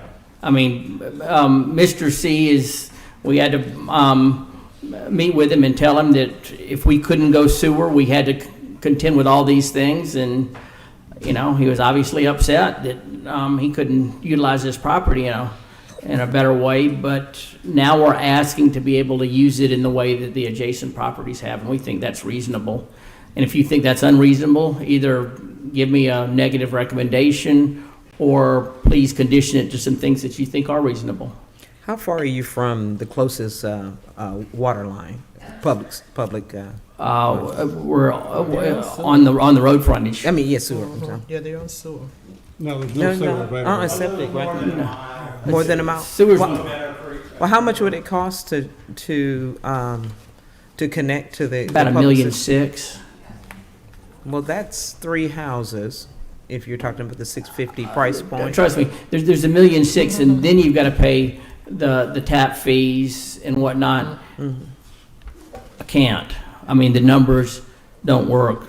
Trust me. You can say 3 houses, but I don't deal with houses. I deal with lots, and the lots got to work before the houses will work before there's something that's saleable within the price range that people can afford to pay. At some point, you just, you know, we're getting to where, you know, the entry-level house is like $500,000 or $600,000. I mean, that's not real people's money. We need to be able to provide housing to a variety of different people, and you know, the NIMBY thing has made that very difficult to do. I would like to have the residents who came out to speak have opportunity to speak, and then if there's a number that you want staff to go talk to Mr. Goodsell, Mr. Walton, then we can go do that during the time of the public. How many do we got? 8. 8? Yep. Start them up. Point of clarification, we're going to separately discuss the commercial. Yes. Correct? Okay, thank you. Correct, Steve? Chris? All right, I'm assuming that everybody's in the room that's going to speak. There's nobody next door. If you signed up to speak next door, make your way over here. First one up here is to oppose, and that's Mr. Lorenzo McWilliams. Let them know about the timeline. And we're going to try to maintain the timeline. Where are we starting this? Okay. We're at the 20-minute level for the entire group of 8 at this point. So, floor is yours, Mr. McWilliams. 2.5 minutes. I got you. So thank you, Planning Commission. Pull the mic up.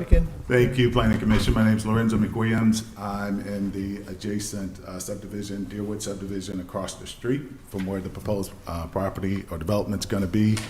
I'm at 2309 Mallory Circle.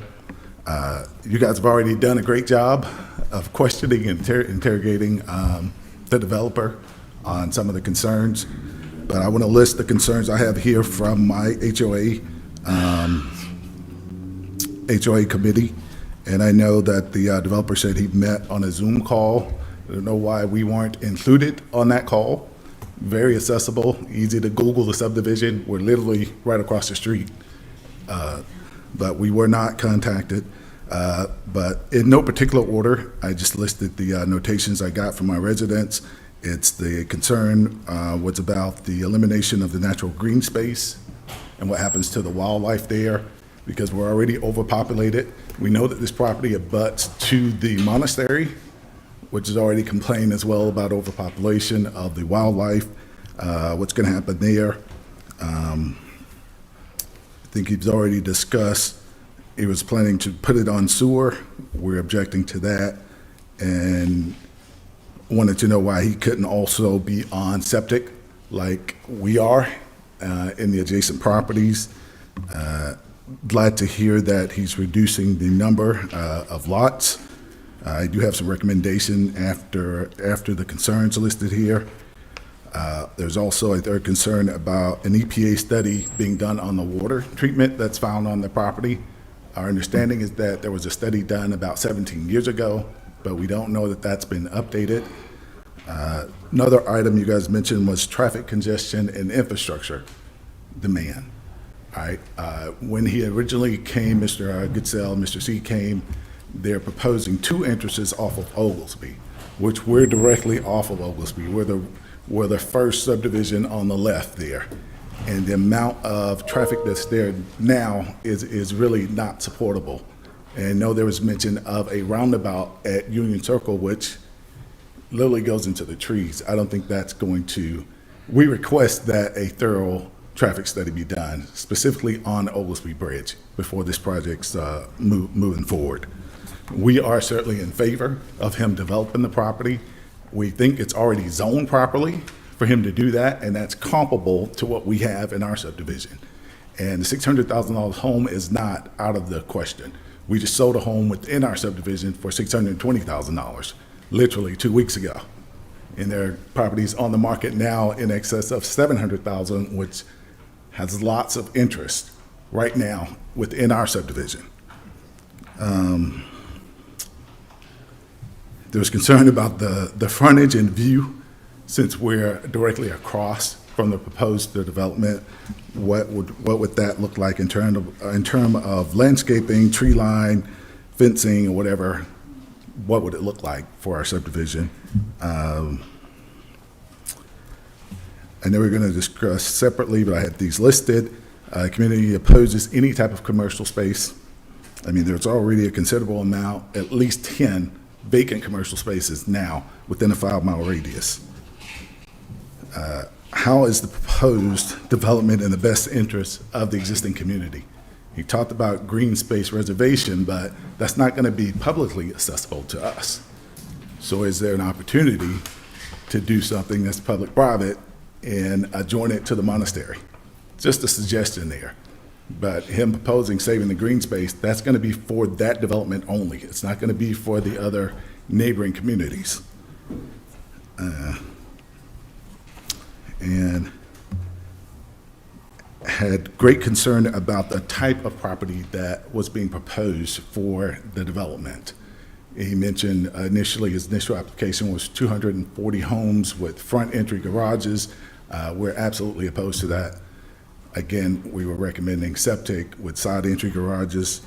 I mean, in our opinion, that creates a more transient environment, which is not in that current zip code. If you look at Stratford, you look at Manchester, you look at Deerwood, you look at anything in that property, it would stand out like a sore thumb if you were allowed to build that type of community. And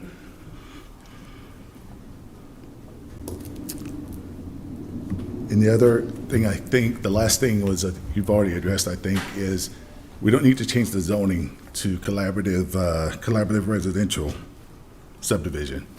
I think the gentleman here was saying if it's rezoned to R1, it may fit the qualification. That was the last comment we had from our subdivision. We did have a couple of suggestions since we have not had an opportunity to meet with Mr. Goodsell or Mr. C. Minimum lot size proposed would be 3/4 of an acre to an acre, acre and a half. We're recommending minimum size of home at 3,200 square feet. We're recommending a maximum of 120 sites to be developed.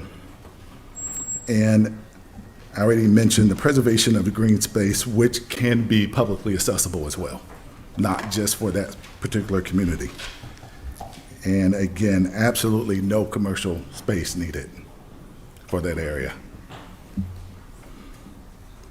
Thank you. Thank you. Thank you. Thank you.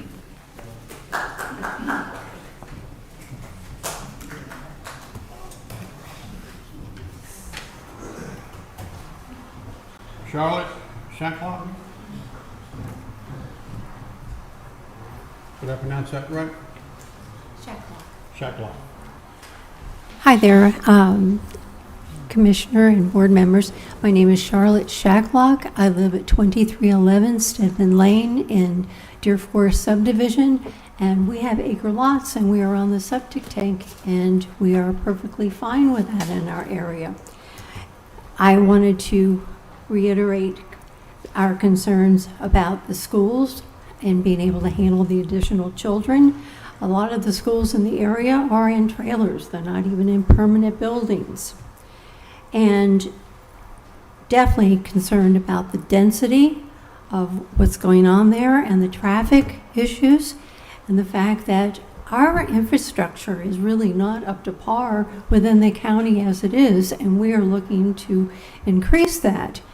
And just because that we made zoning adjustments earlier on for Manchester and the other subdivision doesn't mean that we didn't just because we didn't recognize what that meant for the county as a whole, doesn't mean that we should continue on with that. There was a reason why the zoning has been changed to what it is now, and that we as citizens of this county, we need to make sure that the county looks like the way that we want the county to look like going forward.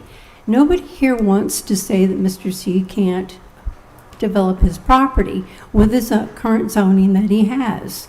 And everybody makes investments towards their retirement, and whatever investments that we make, we all want to make the most profit margin that we can. But we don't always make the right decisions, or the investments don't turn out to be the way that we expect them to be. And it should not be the responsibility of the county to make sure that his profit margin is acceptable to him. It should be what the county envisions that this community should be.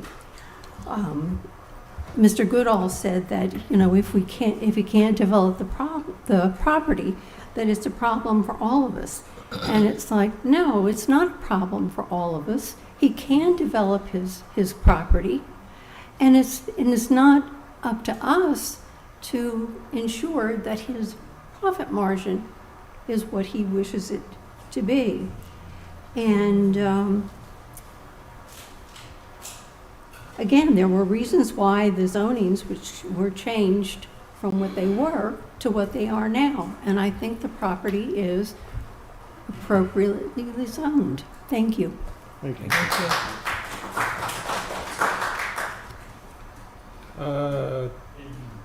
Doug Kitchens. Good afternoon. My name is Doug Kitchens. I live at 1994 Highway 212, and I've lived there for 67 years. So my property joins Mr. C's property on the north side of his property. There's a creek that is the line between the two of us. Ever since they built Manchester across the street from Mr. C's property there, that creek has gotten deeper, at least 3 to 3.5 feet deeper than it was back whenever Manchester was built, because of the water runoff that's coming off of Manchester. My only concern here is Mr. C's been a good neighbor. I've tried to be a good neighbor, but he's losing property, I'm losing property. The trees are falling across the creek. We keep losing. I've lost. I had a fence that was about 4 feet off of the creek bank. I have lost that fence in certain spots because of the erosion that's taking place. So my only concern here is the green space on the creek and the amount of water runoff, making sure that whenever they do their stormwater drains or whatever they do, that it slows that water down enough to keep from damaging the creek any further than it already is. Because not only am I losing it, my neighbor's losing it, Mr. Nash, it just keeps eroding. So please, whatever y'all do, make sure that the architects or whoever does all this stuff, please make sure that it slows the water down, because we can't just keep losing the property. So thank you. Thank you.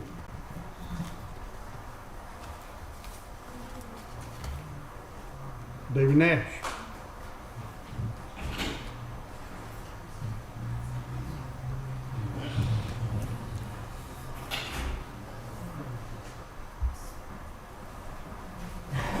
My name is David Nash. I live at 1529 Devonshire Way with my wife and my 10-year-old boy, almost 11.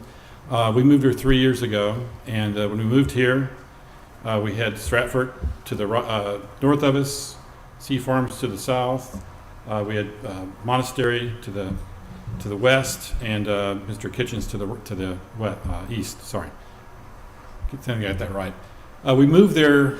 We bought 27 acres, hoping to enjoy, nature with our son, give him a place to play. And that creek he talks about, we border the sea property by about 1,000-foot border. So we are, the truly adjacent property to what he wants to develop. And if this is developed, our concern is for our child who likes to play along that creek. We have a trail along it. And recently we've been out on our side-by-side, and I'll start waving across the creek, and he asks me what I'm doing. I say, well, I'm waving at our new neighbors. Every 70, 80 feet, we're waving at a new person that's moved in. And the concern I have is also with the erosion as well, but our big concern is safety and the enjoyment of our property that we've invested in and moved here for that very reason. If we'd known 3 years ago that this was going to happen, we probably wouldn't have made the investment. We'd have gone somewhere else. But now we're kind of stuck. You know, this is where we hope to retire. It's my first house I've ever bought, hopefully my last house. We're hoping to end our days here. And with this 240 houses, it's going to majorly change our way of life. And so that's what we're looking at. I understand Goodsel's frustration, but like the previous speaker said, it's not our responsibility to ensure his profit margin. He can develop it as it is now. There are some difficulties, and I was part of the group that met with him via Skype or whatever it was. And it was a short session, and we mostly listened to him and Mr. C talk, Goodsell and C talk. And we gave him recommendations, and he's talked, about, all these different recommendations, and there's not one person. Well, you can't expect in a community as diverse as this to have one person that's going to speak for all these people. But we gave him recommendations. The density is too high, and we talked about the bordering, our safety, and our concern with the creek erosion. So he had his recommendations, he promised us drawings, and then we discuss it. Well, the drawings keep taking longer and longer and longer to come out. Now, I've heard today that they came in 2 days ago, still hasn't shared with us. I looked over someone's shoulder and saw it briefly today, and it's 90 some odd houses. But yet that's not up on the screen for us to see. So we can't really talk about anything in black and white because we can't see it. So I would like to see a real plan, but my preference would have this tabled somewhat, give him a chance to redraw it, redevelop his plan like he promised last time, and then resubmit. Because there's nothing resubmitted today. It's the same plan, 242 houses, which nobody wants. And there's a reason if the whole community is against you. It's not the community's problem like he seems to think it is. It's his problem. He needs to redesign and resubmit. And that's my preference today. Thank you. Thank you, Mr. Nash. Kirk Lofton. Okay. Sorry. Ronald Ramsey.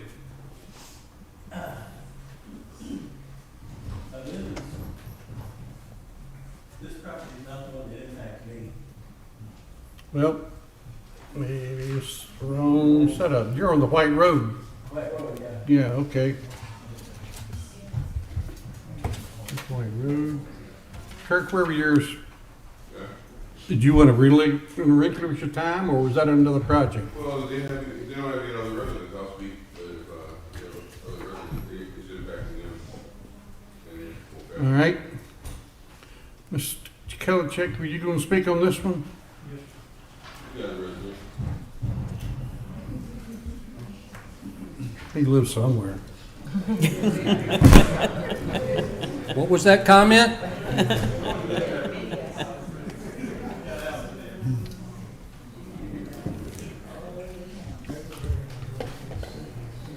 Thank you. Thank you, sir. Got it. Good.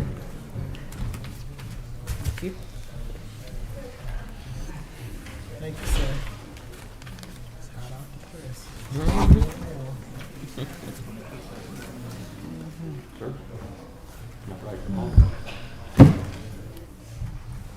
Be mindful, we have one more to speak on Safe Farms. I'll be quick. You're cutting in my nap time. I know. I ain't that for you. George Kelichek, 35-year resident of Rockdale County, been a developer for 47 years. I'm in opposition personally to this development. Looking at it, let me talk about conservation for a minute. Since '09, this county, per EPD, has had 891,128 gallons of raw sewerage spilt in Rockdale County. The average swimming pool is 18,000 gallons. That's 49 and a half swimming pools, folks. We've got serious issues. We're working on them. This information has been provided to your RWR department. They're aware of it. 19% of these spillages have been over 10,000 gallons. That has to be reported to the EPD. Secondly, since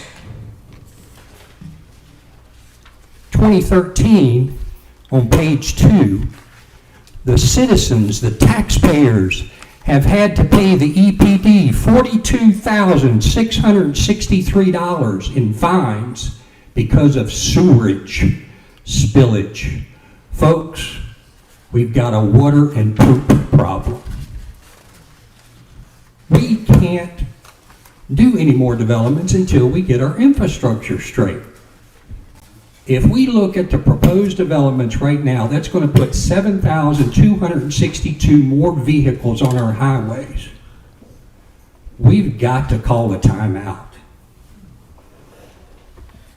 So, looking at the 25 through 29 Reimagine Rockdale plan, it asked developers to put arts and entertainment into these neighborhoods and communities.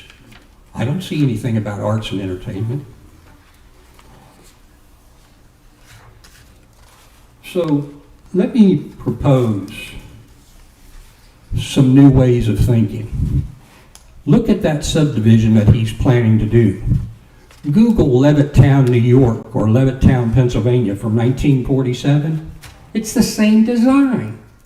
Folks, we've got to shift this paradigm in this county and all through the great state of Georgia. So, our proposal would be a neighborhood and community area that has a building community and gathering space, neighborhood-based workplaces, mixed income housing, intergenerational community, sustainability, health, and resiliency, a neighborhood-based education area. I ask, and again, I'm in opposition. This has been sent to all of you. I know that DeKalb County has gone through a comprehensive land use assessment. They know exactly what's going on with all of their parcels and what they plan to do in the future. Until Rockdale County adopts such a comprehensive land use assessment, you're going to continue to have these kind of meetings, and you're not going to improve this county for future generations. Thank you very much.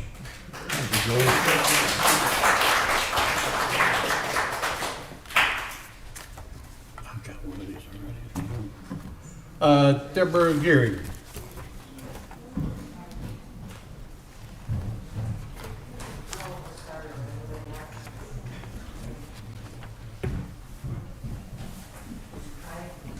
My name is Deborah Gearing. I'm actually Mr. Nash's wife. I just wanted to say, so it's 1529 Devonshire Way, that the drawing that you all see, that the northern border, it says Stratford subdivision, but that isn't Stratford subdivision. That's our property. That's our house. And you access our house through Stratford, but we are not members of that HOA. We're not members of Stratford. There is no house on Stratford that's adjacent to this property. It's our property. Our density is 1 house per 27 acres. And it's Mr. Kitchen's property. I don't know what exactly his acreage is, but it's a lot more than 1 house per acre. So if we're talking about the density in that area, it's not just 1 house per half acre or 1 house per 2 acres. We have country houses and we have land, and if we're talking about making it consistent with the community, I think you have to consider that there is a huge range there, and the AR zoning is appropriate for the area. And then the only other thing I wanted to add was just that there was some talk about the schools, and I don't know a lot about Proctor schools because we homeschool, but I've listened to a lot of these folks talk in meetings, and people are saying that the problem with the schools is not the room, it's the staffing issues, that there's just not enough teachers to teach the kids that are already there, and I just wanted to clarify that. That's all I had to say. Thank you. Thank you. Thank you, Ms. Gary.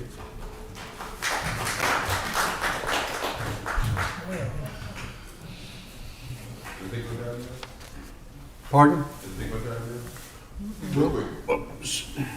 What was your, It was on this. okay, go ahead. I'm Kirk Lofton. I am an HOA president, and I'm a member of a community. It's not these communities here, but I am a member of Rockdale County. And one thing that I hear often that I think really needs to be paid attention to is they always say that our subdivision won't impact the schools. But they need to be able to look at the subdivisions collectively, all the things that are being done, and see if that impacts the schools, because that's important. And every community I see that's being developed comes up and says the same thing. We check the school system in our community won't impact the schools, because all they're doing is studying their community, not thinking about the one that's being built down the road or the 5,000 houses already being built. So I think it's important that that standard needs to change, and I know that it's not going to change unless they do the homework. The developers need to do the homework. They need to care about our kids and do that themselves. That's all I got to say. Thank you, Kirk.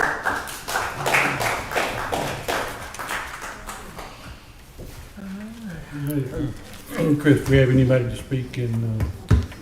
Okay.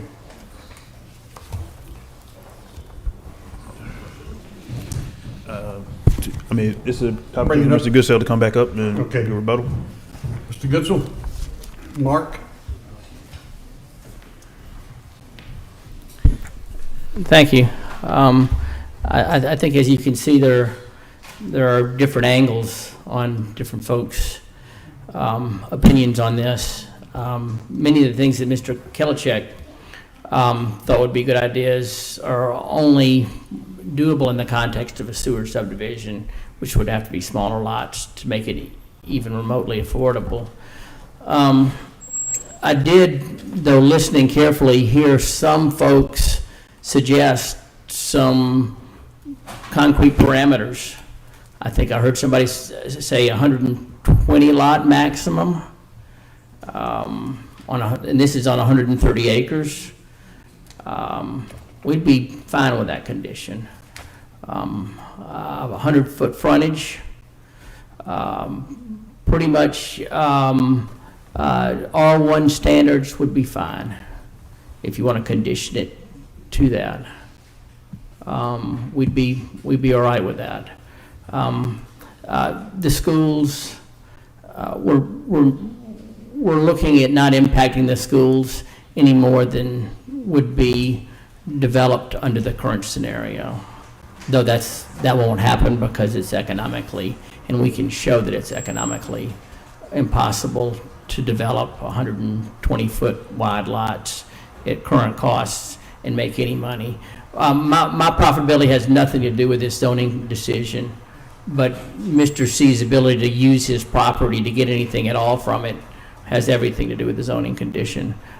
Please consider a fair amount of density. I don't think because Mr. C went later that he should be held to different standards than the people across the street next to him. Use those as a guide. Those were 100-foot lots, 3/4 to 1 1/4 acres. Overall yield probably in the 0.8 range per acre. Do that or recommend denial. If you don't think that even that would be good enough, frankly would find it hard to understand why you think that, but if that's the way you feel, then let's do that and we'll move on. You shrugging your shoulders, Mark. I'm just back here in case you have Okay. questions. Yeah. All right. I know we got all kinds of questions. So, So I don't have any. Go ahead. No, I don't have any questions. neither. I'll just be clear about my concerns. And so my concern is what I heard a lady over here say, is that it's really not just R1. It is AR, because you have lots that are sitting on 27 acres or whatever, right?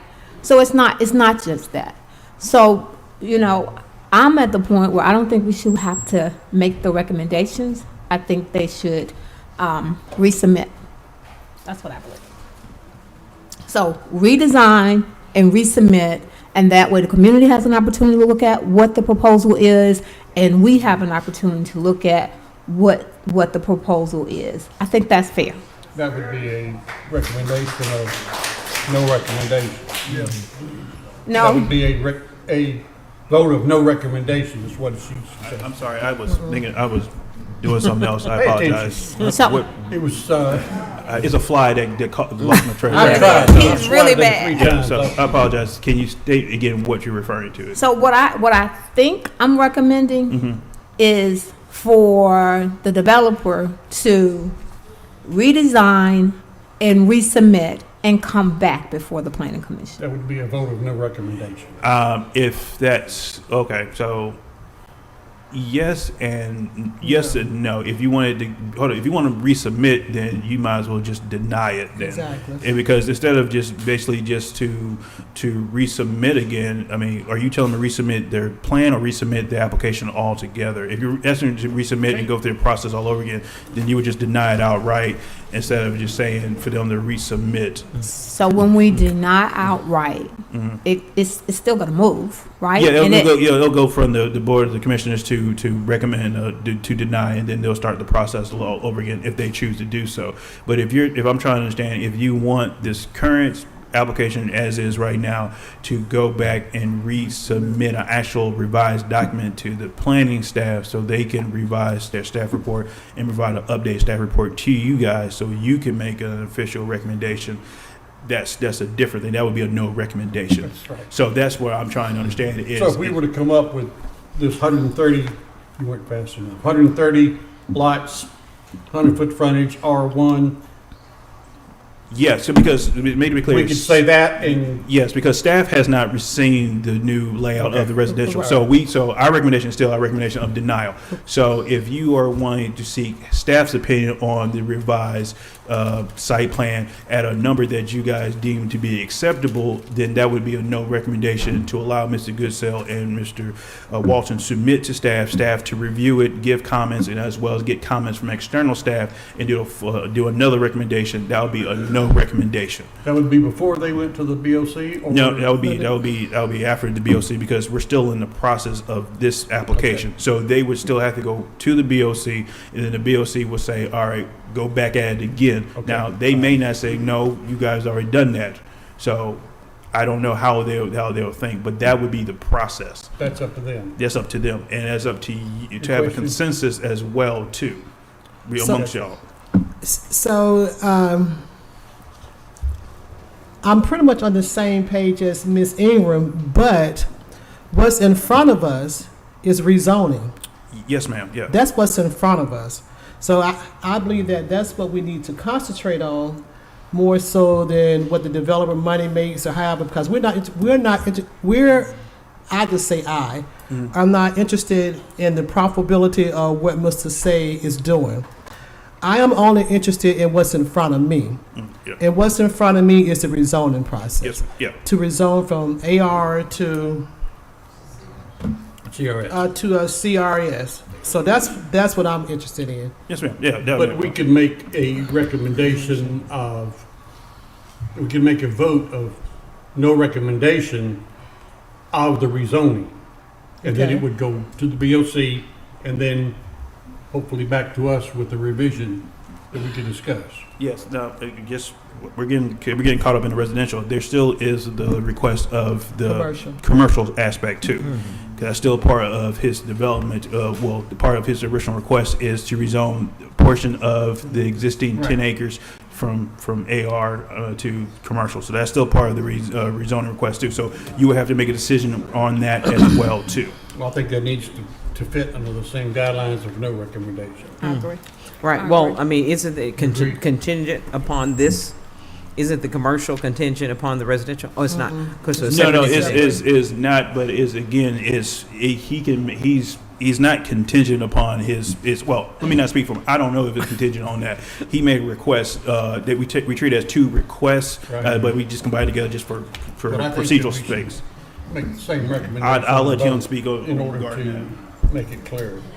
Let me clarify. The commercial and the residential are two totally separate zoning requests, and I needed to be handled that way so we can deal with each of them as you see fit, and not, you know, if should you have a problem with one and not the other, take them both down. That's not the way I've applied, and not the way it should be answered. In terms of a deferral, I can only say that this has already been deferred. The commission asked me to go to the neighbors, and I've done everything I could to incorporate their thoughts, and now I'm just laying it out before you and saying, make a condition, make conditions. I offered that to everybody. One person came up and said 120 lots max, 100-foot frontage max, and 3/4 to 1.5 acres. Make it a conditional on that, or just give me a denial. So you're asking for the condition depending on the rezoning? Or you asking for the conditions are of the rezoning. Okay. So that my rezoning would require no greater than, if you took one of the speaker's numbers, 120 lots, 100 feet of frontage, 3/4 acre lots, basically R1 standards. So in all actuality, though, it won't only just affect C Farms. It will open up an opportunity for any other developer to come into the community as well if it's rezoned to CSR, correct? R1. Uh-huh. I think he was. So if we even decided to even do the conditions and then do the rezoning to CRS, won't that open up an opportunity for other developers to come in? This won't actually end up being CRS the way we're headed, but I think Chris is the guy to respond to that. So just to be clear, so again, the request is for CRS. You can recommend approval at CRS. It'll be in, if I can just kind of play this out really quick, if people can follow along. So if you do CRS, right, it'd be CRS-C, conditional, right? Conditions of development will be R1 standard. That would be what, if approval, it would be on the zoning map. What staff is saying is, if you go through the CRS recommend approval at R1 conditions, staff would encourage the BOC to approve it at a less intense use, would be R1. Right, so again, so there wouldn't be any, it wouldn't be a CRS down in that area, in the low density area. That's what staff is stating it would encourage them to do. The BOC can change, if they change their mind, they could just do CRS conditions. They can do it that way. But what staff would recommend is that they approve it at a R1 zoning type if they choose to, especially if they agree with the R1 zoning conditions. One, it makes it cleaner for staff to understand. It also makes it cleaner for it to look up zoning types later on down the road if we're not here. Because then you have to read through the minutes, you have to understand exactly why they decided to do CRS-C with R1 standards when they can literally just do R1 development standards. So to make it easy for everybody, staff would say R1 development standards, R1 zoning. But again, that would be up to the BOC and up to you guys if you choose to go down that route. Okay. So what will we be doing as far as, since the application is for the CRS, would we say we would deny that but change it to? No. You can't. You either approve it as it is CRS, or you approve it with certain conditions, and you specify those R1 development standard conditions in those conditions. And then you all take it. And then we'll take it and explain why you condition with R1 zoning development standards, because you do not have the power to approve a zoning type at a lesser intense use. Only the BOC can do that. Exactly. So that's why you would have to condition it to R1 development standards, and staff has to explain that to the BOC. Okay.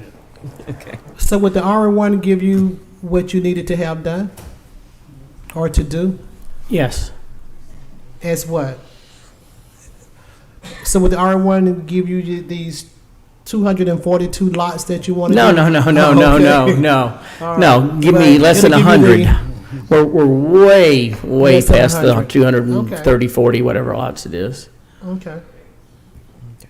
So the only issue is the frontage.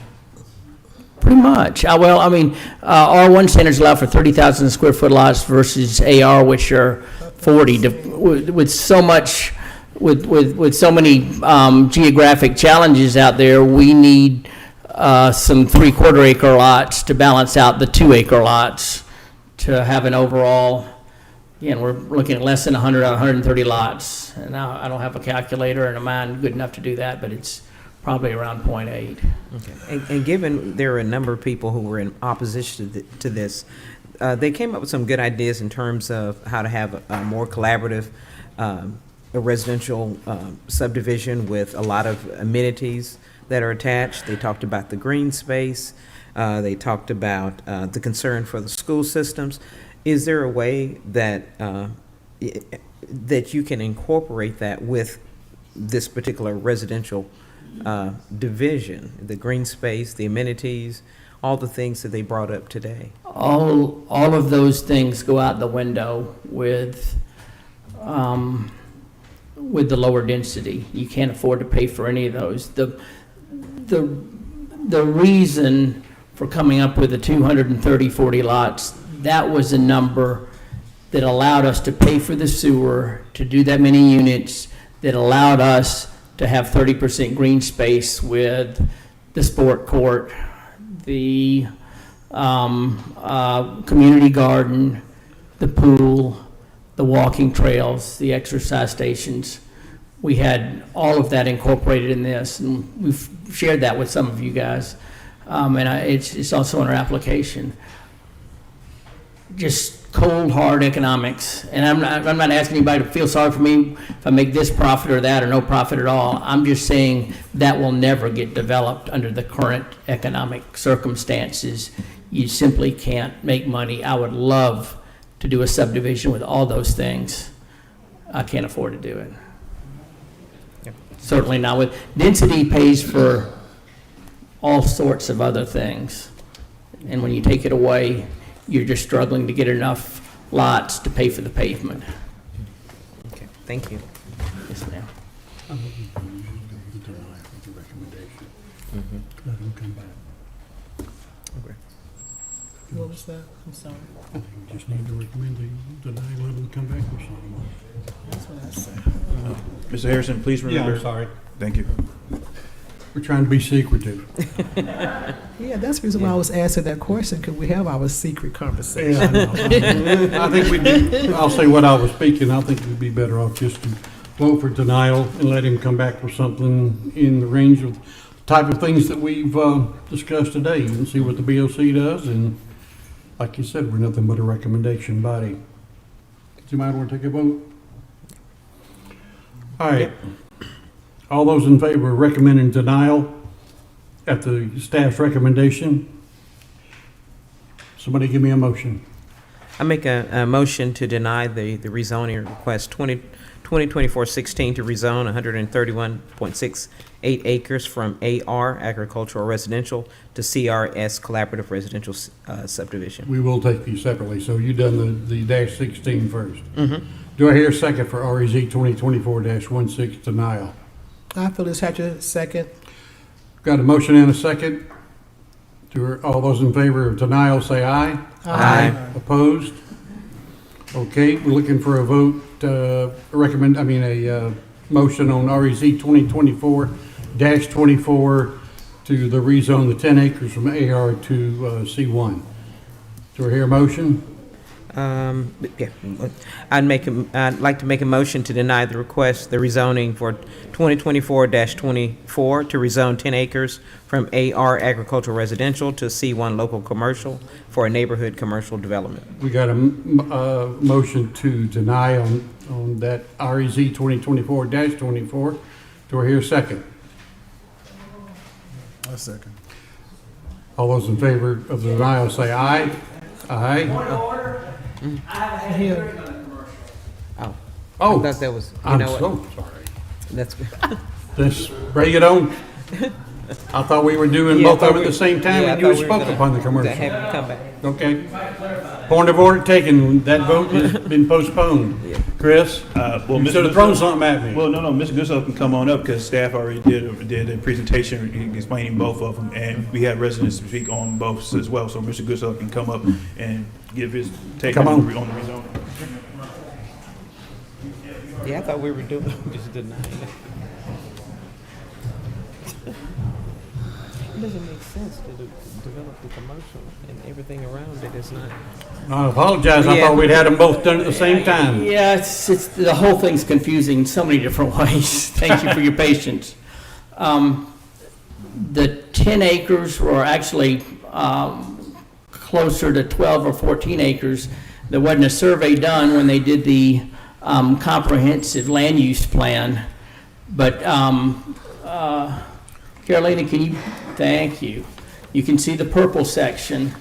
It runs all the way to the, across the street, the commercial frontage, and that squares something in the range of 12 to 14 acres.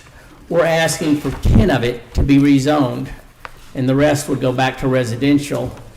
We have commercial on land use indications on all four corners. We have current commercial zoning of 5 acres on 7 different parcels across the street from us. Caroline, can you indicate that with your mouse? To our, yeah, right there. That's 7 different parcels that are zoned commercial now.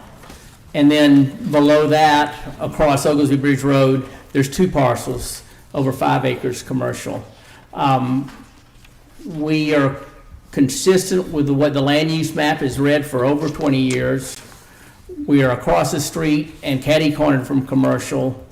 We think neighborhood commercial, the lowest intensity of commercial, is appropriate for this. As we'll have no sewer here, the 10 acres actually works out to less than that because we have to have a drain field adequate to handle the property. Something in the order of 2 acres of the 10 acres would come off simply for the drain field. So we believe it's consistent with the land use map, consistent with the long-term planning of Rockdale County, and consistent with the other properties in the intersection. We feel like we should be allowed to develop it in that way. And that's it, unless you got questions. Questions? No, I don't have any. Is the commercial development, was the purpose originally to serve the persons in this new development? It was that, among other things, to service the growth, including the increased traffic going into Henry County, the increased traffic going down Highway 212 into those portions of Newton County. But yes, with 240 houses, that would have ripened this property for development probably much quicker than would be the case with the lower density development behind it. So wouldn't that impact, if we are denying the initial request, doesn't that kind of change how you want to go forth with the commercial portion? No. Okay. So if I'm looking at this map correctly, because I'm familiar with the area, so Oglesby Bridge Road goes, I think I'm headed Basically south. east-west. Right, east-west. Okay, so now part of that 10 acres, is that part of that going behind that fence that's right there at Oglesby Oglesby Bridge Road and 212 on the commercial Yes. side, across in front of the Shell service station? Okay, the commercial portion would run from the intersection of Oglesby Bridge Road and 212 to straight across from the back of the first lots in Manchester. It would be even with, the frontage on 212 would be even with the frontage of commercial across 212. We're only asking for it to be On the back side. where it's adjacent to and will only face existing commercial on 212.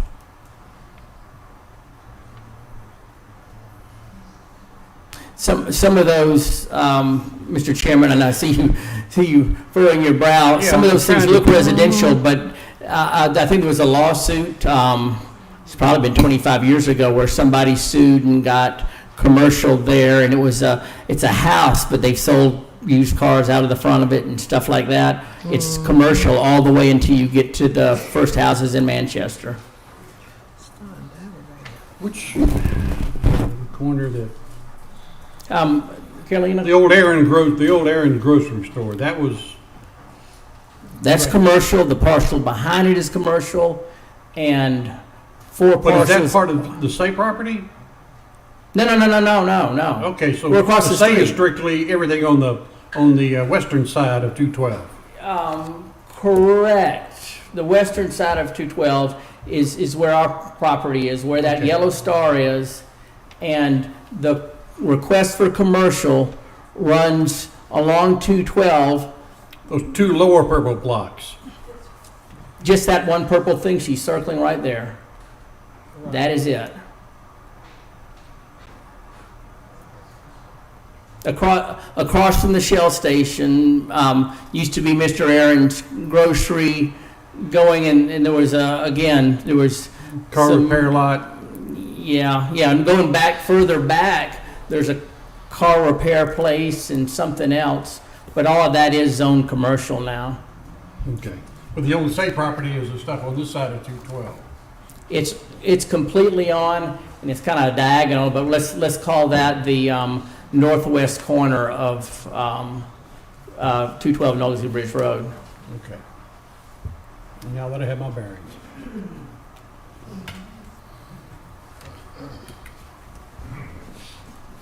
Further questions of Mr. Gissel?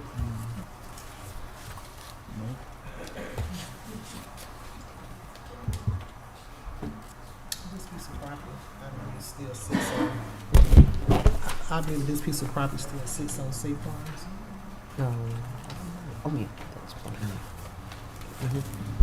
I'm still trying to get clarity on the purple section here that's in the notebook, which is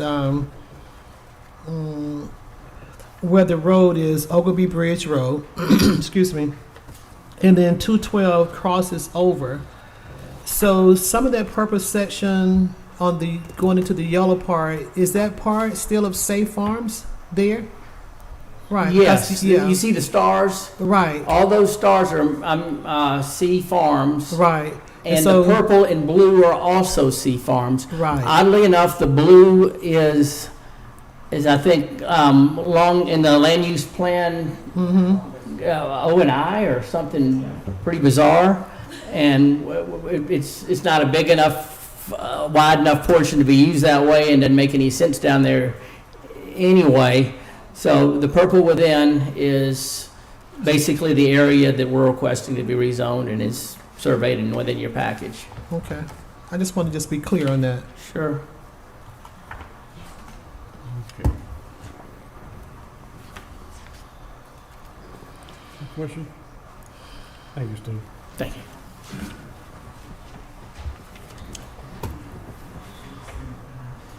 I still think we need to keep it consistent with what we're doing in one piece, so we can consider the both at the same time. Lack of confusion. Do I hear a motion on REZ 2024-24? Mr. Chairman, I can make a motion to deny rezoning 2024-24 to rezone 10 acres from agricultural residential to C1 local commercial for a neighborhood commercial development. I hear a motion. Do I hear a second? Second. All those in favor of denial say aye. Aye. Opposed? Recommendation is for denial. Next item. FLU 2024-05 and REZ 2024-18 to amend the future use land. That's been rescinded, is it not? Huh? Oh, U.S. Oh, Yep. Which one? Hold on. Let me give. On the commercial? Yes, please. Yes. Actually, on both, actually. Okay, that was due to. Oh shoot, I wrote it down. Hold on. Who made the motion? I did. Okay. Oh, now let me give that to you. Go to the staff recommendations and use the same word. Let me just see. Well, there's a number of things. It was incompatible with the. If you want, again, you didn't even know you didn't do it. Again, staff will go back and review the notes, and then we'll explain the reasoning and so forth to kind of keep the meeting along. Okay. Okay.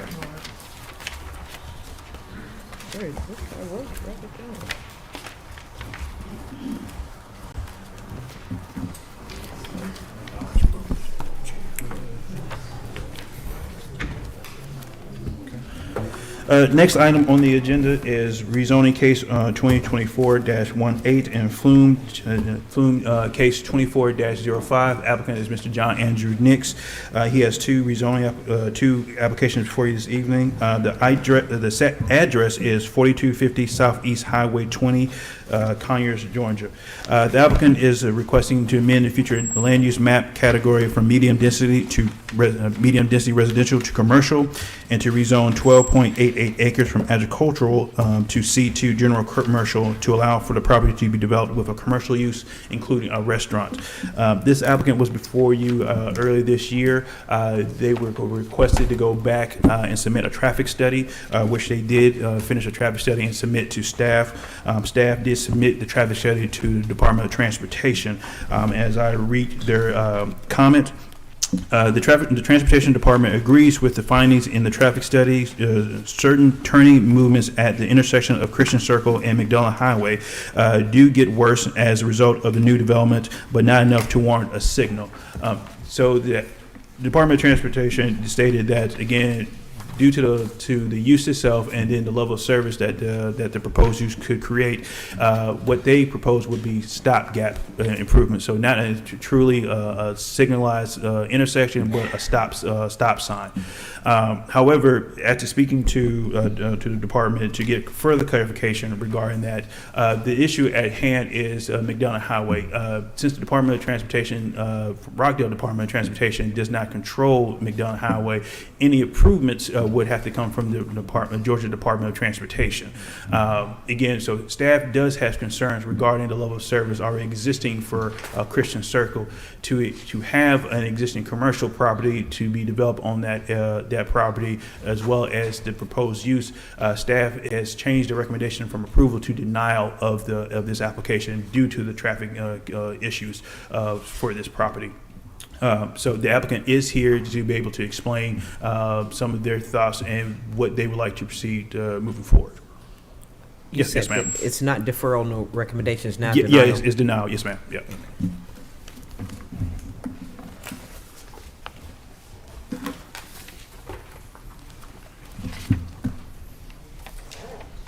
It seems like only a minute from 1 o'clock. My name's John Nix, 945 Bank Street. Mark Walton, who chooses to sit in back of me for some reason, is with me on this. Mr. Wheeler made us aware of the change in staff recommendation, literally while I was sitting on the steps while the city was presenting. At this point, I'm not going to ask for a deferral. I told Mr. Wheeler we would do what we could to respond to that, but I'm not prepared to respond to it now. what I would suggest is that, well, I won't suggest it. I'm going to reserve, y'all are familiar with the project. I think you're going to become more familiar with the project when the folks that want to talk to it talk. So what I'd like to do is reserve our time and let them speak to it. By the way, we are requesting that you consolidate our flume with our rezoning application. We're not asking for 10 minutes for each application, and maybe the staff doesn't treat it that way, but we just want one session with you all to present. We won't have more than 10 minutes to present both of them because they're hooked together, right? One has to go with the other. So with that, and because of the recommendation and change, we're just going to sit back and reserve our time and then address questions at the end. Okay.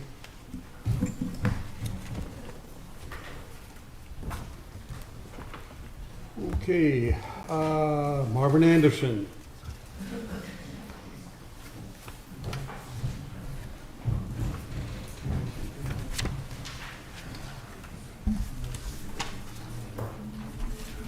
Mr. Anderson? Good afternoon, everyone. My name's Marvin Anderson. I live on 1105 Louise Court, Southeast Conyers, Georgia, right in the back of that property. One of the main concerns I have about that development they're trying to put up there, you guys already brought up, is the traffic. I come home in the morning, just coming off of I-20 takes me about 5 minutes just to get into Christian Circle. With anything else being put up there, it'll take a whole lot longer for people to either come out of Christian Circle or to go back into it. Also, we don't need any commercial properties up there. The neighborhood is very quiet, it's very serene. No one wants any businesses up there. Nobody wants any restaurants up there. I think bringing the restaurant out there might bring a lot of vermin out there as well.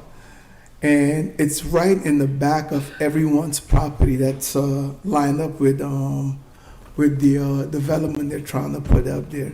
Last time we were here, there were a lot more people. A lot of them couldn't make it in today because of the time that this meeting was being held.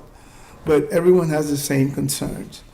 And there's also the matter of a lot of wildlife that we have in that area. We like it the way it is. When we come outside, it's very. I'm sorry, I just drew a blank. But whenever we come out in our yards, people enjoy seeing the wildlife that we have there, and no one is thinking about what's going to happen to those animals. On a daily basis, I drive down I-20, I see dead deer there, dead animals. It's just going to increase them, if they put more developments out there. And I don't think we need any of that stuff out there. There was so much more I wanted to say, but I've waited so long and I'm drawing a blank at the moment. But you guys just take that into consideration for us. Like I said, the development will come right it'll join all of our backyards. And it'll be an unsightly thing for us, especially a restaurant being put out there. There are so many restaurants out there. There are so many commercial buildings along in that area that are just sitting there empty. There used to be a Food Lion not too far from where we live right now. It's been empty for over, I think, 15 years that they've made it into a storage unit right now. Anything else they put out there is probably just going to sit empty for the longest while anyway. We don't need that.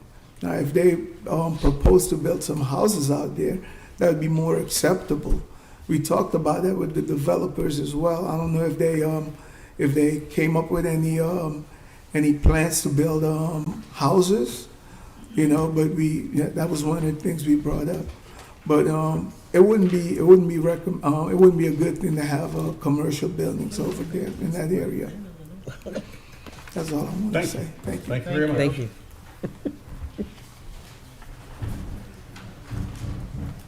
Color check.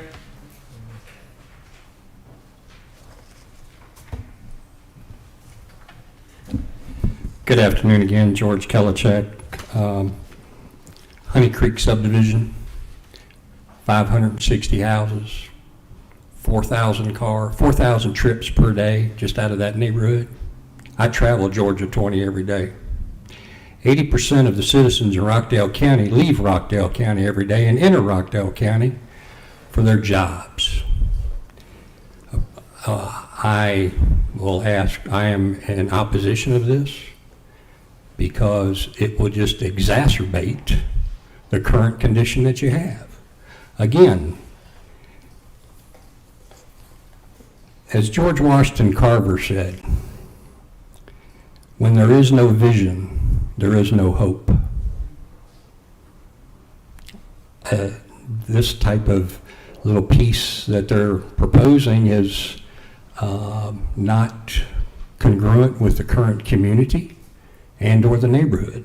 So, and again, it would add to your infrastructure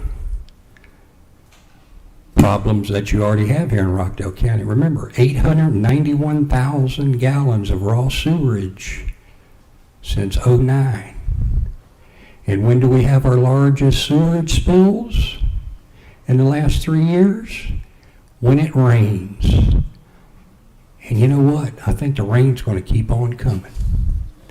So look at this from a conservation standpoint, and again, I'm in opposition. Thank you very much. Thank you, sir. Tiffany Burton.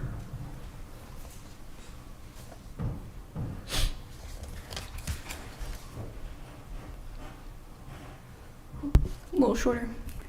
Good afternoon. I wanted to make a note. I live off Fay Court, and I'm pretty sure that the signs there for the new dates were not correct. So correct me if I'm wrong, but I think that's why I don't see any of my neighbors here today.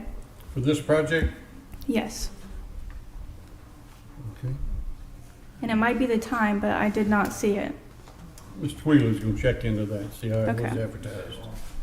Fay Court? Yes. And I'll definitely check when I get home. But I just wanted to say a few things.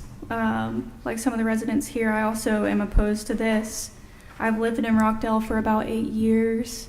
Me and my husband, we don't want this built in front of our neighborhood. We love the peace and quiet and the wildlife, like some of the other residents have said. I've enjoyed that, especially when me and my husband are going to start having a family pretty soon, and we don't want our kids to, get hit by cars coming down our neighborhood to turn around, because another entrance was going to be a side entrance, which is directly across from our entrance.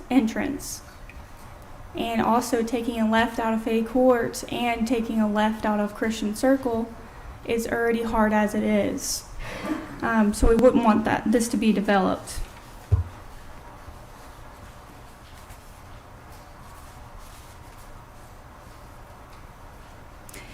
There is, like everyone else said, there is already vacant commercial properties all around Rockdale. There is over 20 liquor stores and plenty of vape and smoke shops. We don't need any more added. But I would like y'all to check on the signs and everything for me. Thank you. Thank you. You ready? Thank you. Anybody to vote to speak in favor?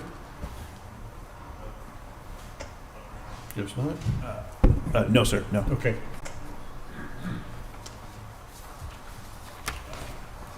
Mr. Nix has time for rebuttal. Rebuttal? I appreciate the comments in opposition. I mean, I understand they're heartfelt as property owners adjacent to the property we're talking about. I simply want to emphasize that staff has to review a zoning application in the context of the zoning analysis. That zoning analysis is based not only on state law, but local ordinances that are matching up or dovetailing with that state law requirement.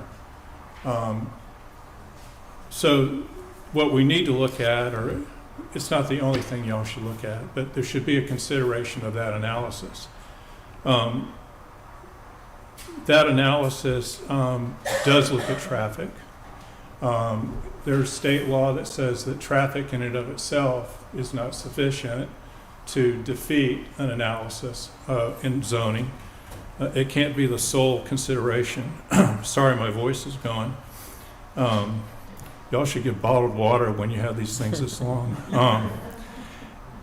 The viability of someone's proposed use of a site, in this case commercial, is not part of the analysis.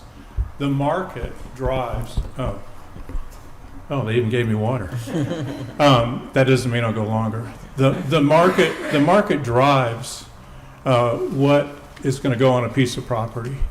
And if an applicant is saying that they can do something on the site, the analysis doesn't say, we disagree with your analysis of the market.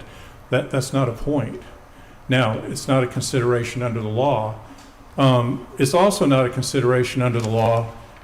This property has been in its natural state since the farmer that owned it in the 40s farmed it. It was a residence.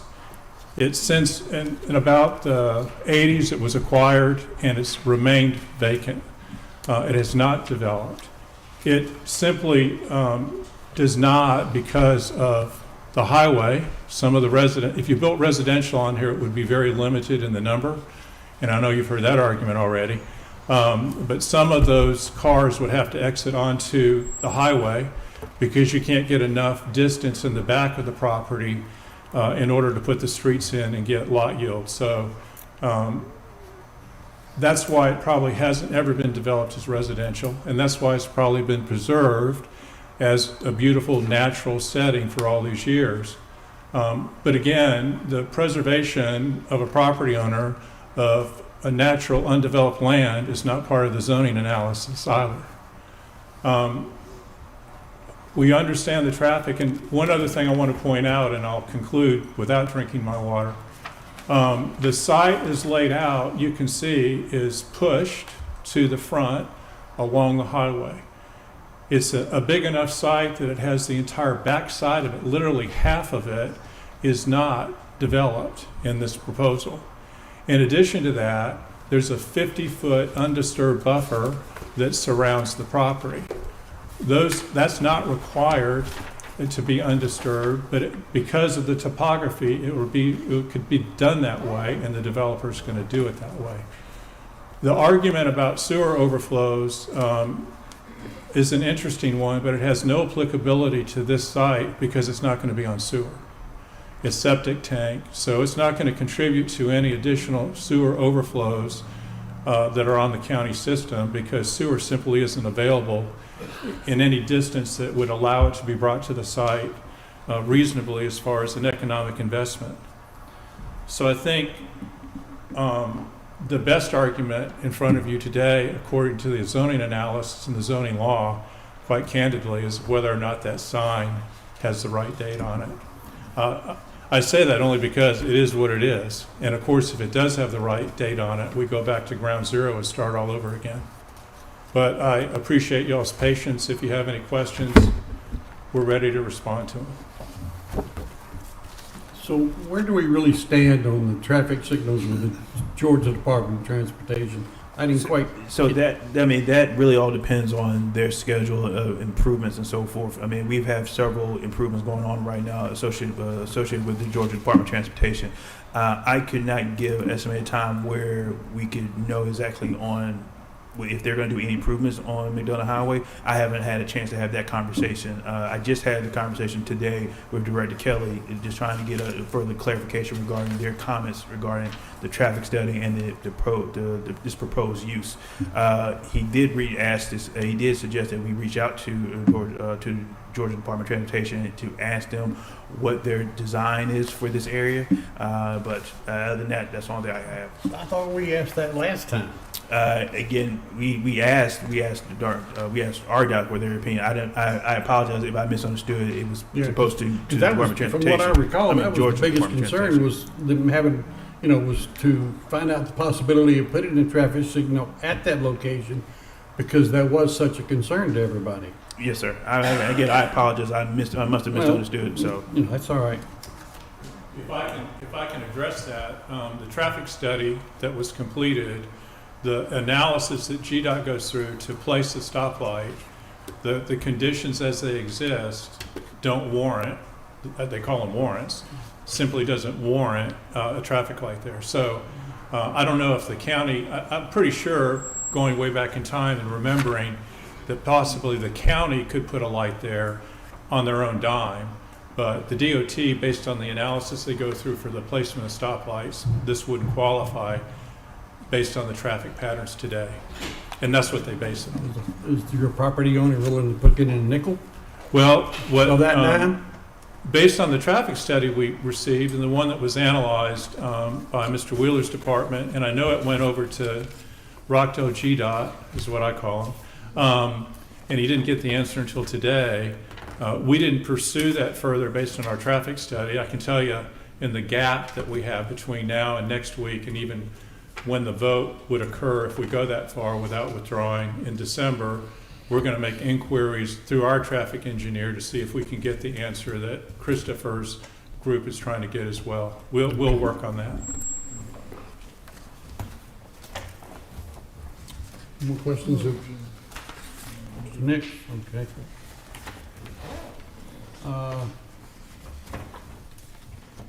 Christopher, any final, yes, sir. Any questions for me? on everything, Chris? No, you're just saying, we have the traffic study, you're just saying they need to. I'm sorry, say that again? We had the traffic study. Yeah, so you you're have the just traffic saying- study. Yeah, it's just the analysis part of that. Again, we're trying to get clarification from our Department of Transportation regarding that specific portion of Christian Circle and intersection of Christian Circle and McDonough Highway. Okay. And on the evaluation of the rezoning request, you said as such, the area surrounding the subject site appears to be experiencing residential commercial growth concurrently in the current. Yes, ma'am. So again, that is true. However, again, it is one of the things, as well as in the criteria, is to, with this use, create a burden on existing infrastructure such as utilities, streets, and so forth. And in the traffic study, it does identify that at times, due to vehicle circulation, that traffic can get worse. And so therefore, staff has concerns regarding that. The level of service within that area is already bad as it is. We do not want to compound the issue by approving a development that will only make it worse, especially with a portion of an intersection that we do not control. So therefore, staff is wanting to have a discussion with our department, RDOT, and if so, Georgia Department of Transportation, if there's any improvements can be done to mitigate what's actually out there. Okay. We've only had surface level discussions at this point in time. Okay. So. Thank you. So the county's recommendation, and we can vote on these as one, since Mr. Nix has said that he'd rather have them included as one. Was that strictly for your time? That was strictly for his time. I actually do it separately, so to make it very clear for the minutes and for us taking notes. I'm looking for a motion. We'll do the second one first, right? The rezoning? Yeah. Yeah, we'll do the 2014 Dash 18 first. Okay.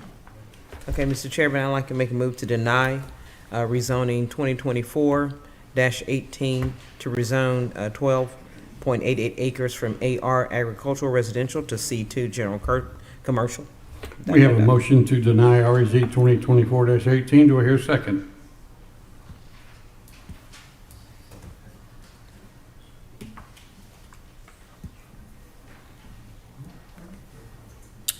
Second. Al seconds it. All those in favor of denial, say aye. Aye. Opposed? So hearing none. The recommendation is denial. Item. And that was based on the traffic, Correct. lack of information on the traffic. Correct. Yeah. Okay. And now for the future land use 2024-05, we're looking for a motion. I'd like to make a motion to deny the future land use 2024-05 to amend the future land use map category from medium density residential to commercial. I have a motion to the recommendation of denial. Do I hear a second? Phyllis Hatcher, second. All those in favor of denial, say aye. Aye. Opposed? Ready. Item R5, moving along.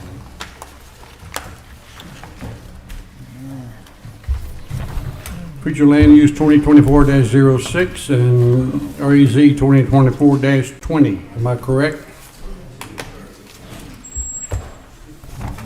This is to amend the comprehensive land plan future land use map category from low density residential to light industrial, and to rezone from R1 single family residential to R3 multifamily to M1 limited industrial, to allow property to be developed with a construction company's headquarters. Yes, sir. The item before you this evening is, the applicant is Pittman Construction. They're looking to rezone 1362 and 1390 Northwest Rockbridge Road. Specifically, again, they are looking to amend the future land use map from low density to light industrial, and to rezone 47.72 acres property from R1 and R3 multifamily and single family to M1 limited industrial, to allow for the property to be developed with the construction company's headquarters. And if you go to the next slide, you'll see the existing zoning map. The current properties are surrounded by industrial. Located to the east is the city of Conyers, and located to the west is the unincorporated Rockdale County.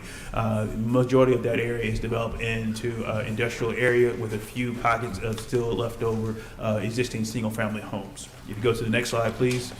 Again,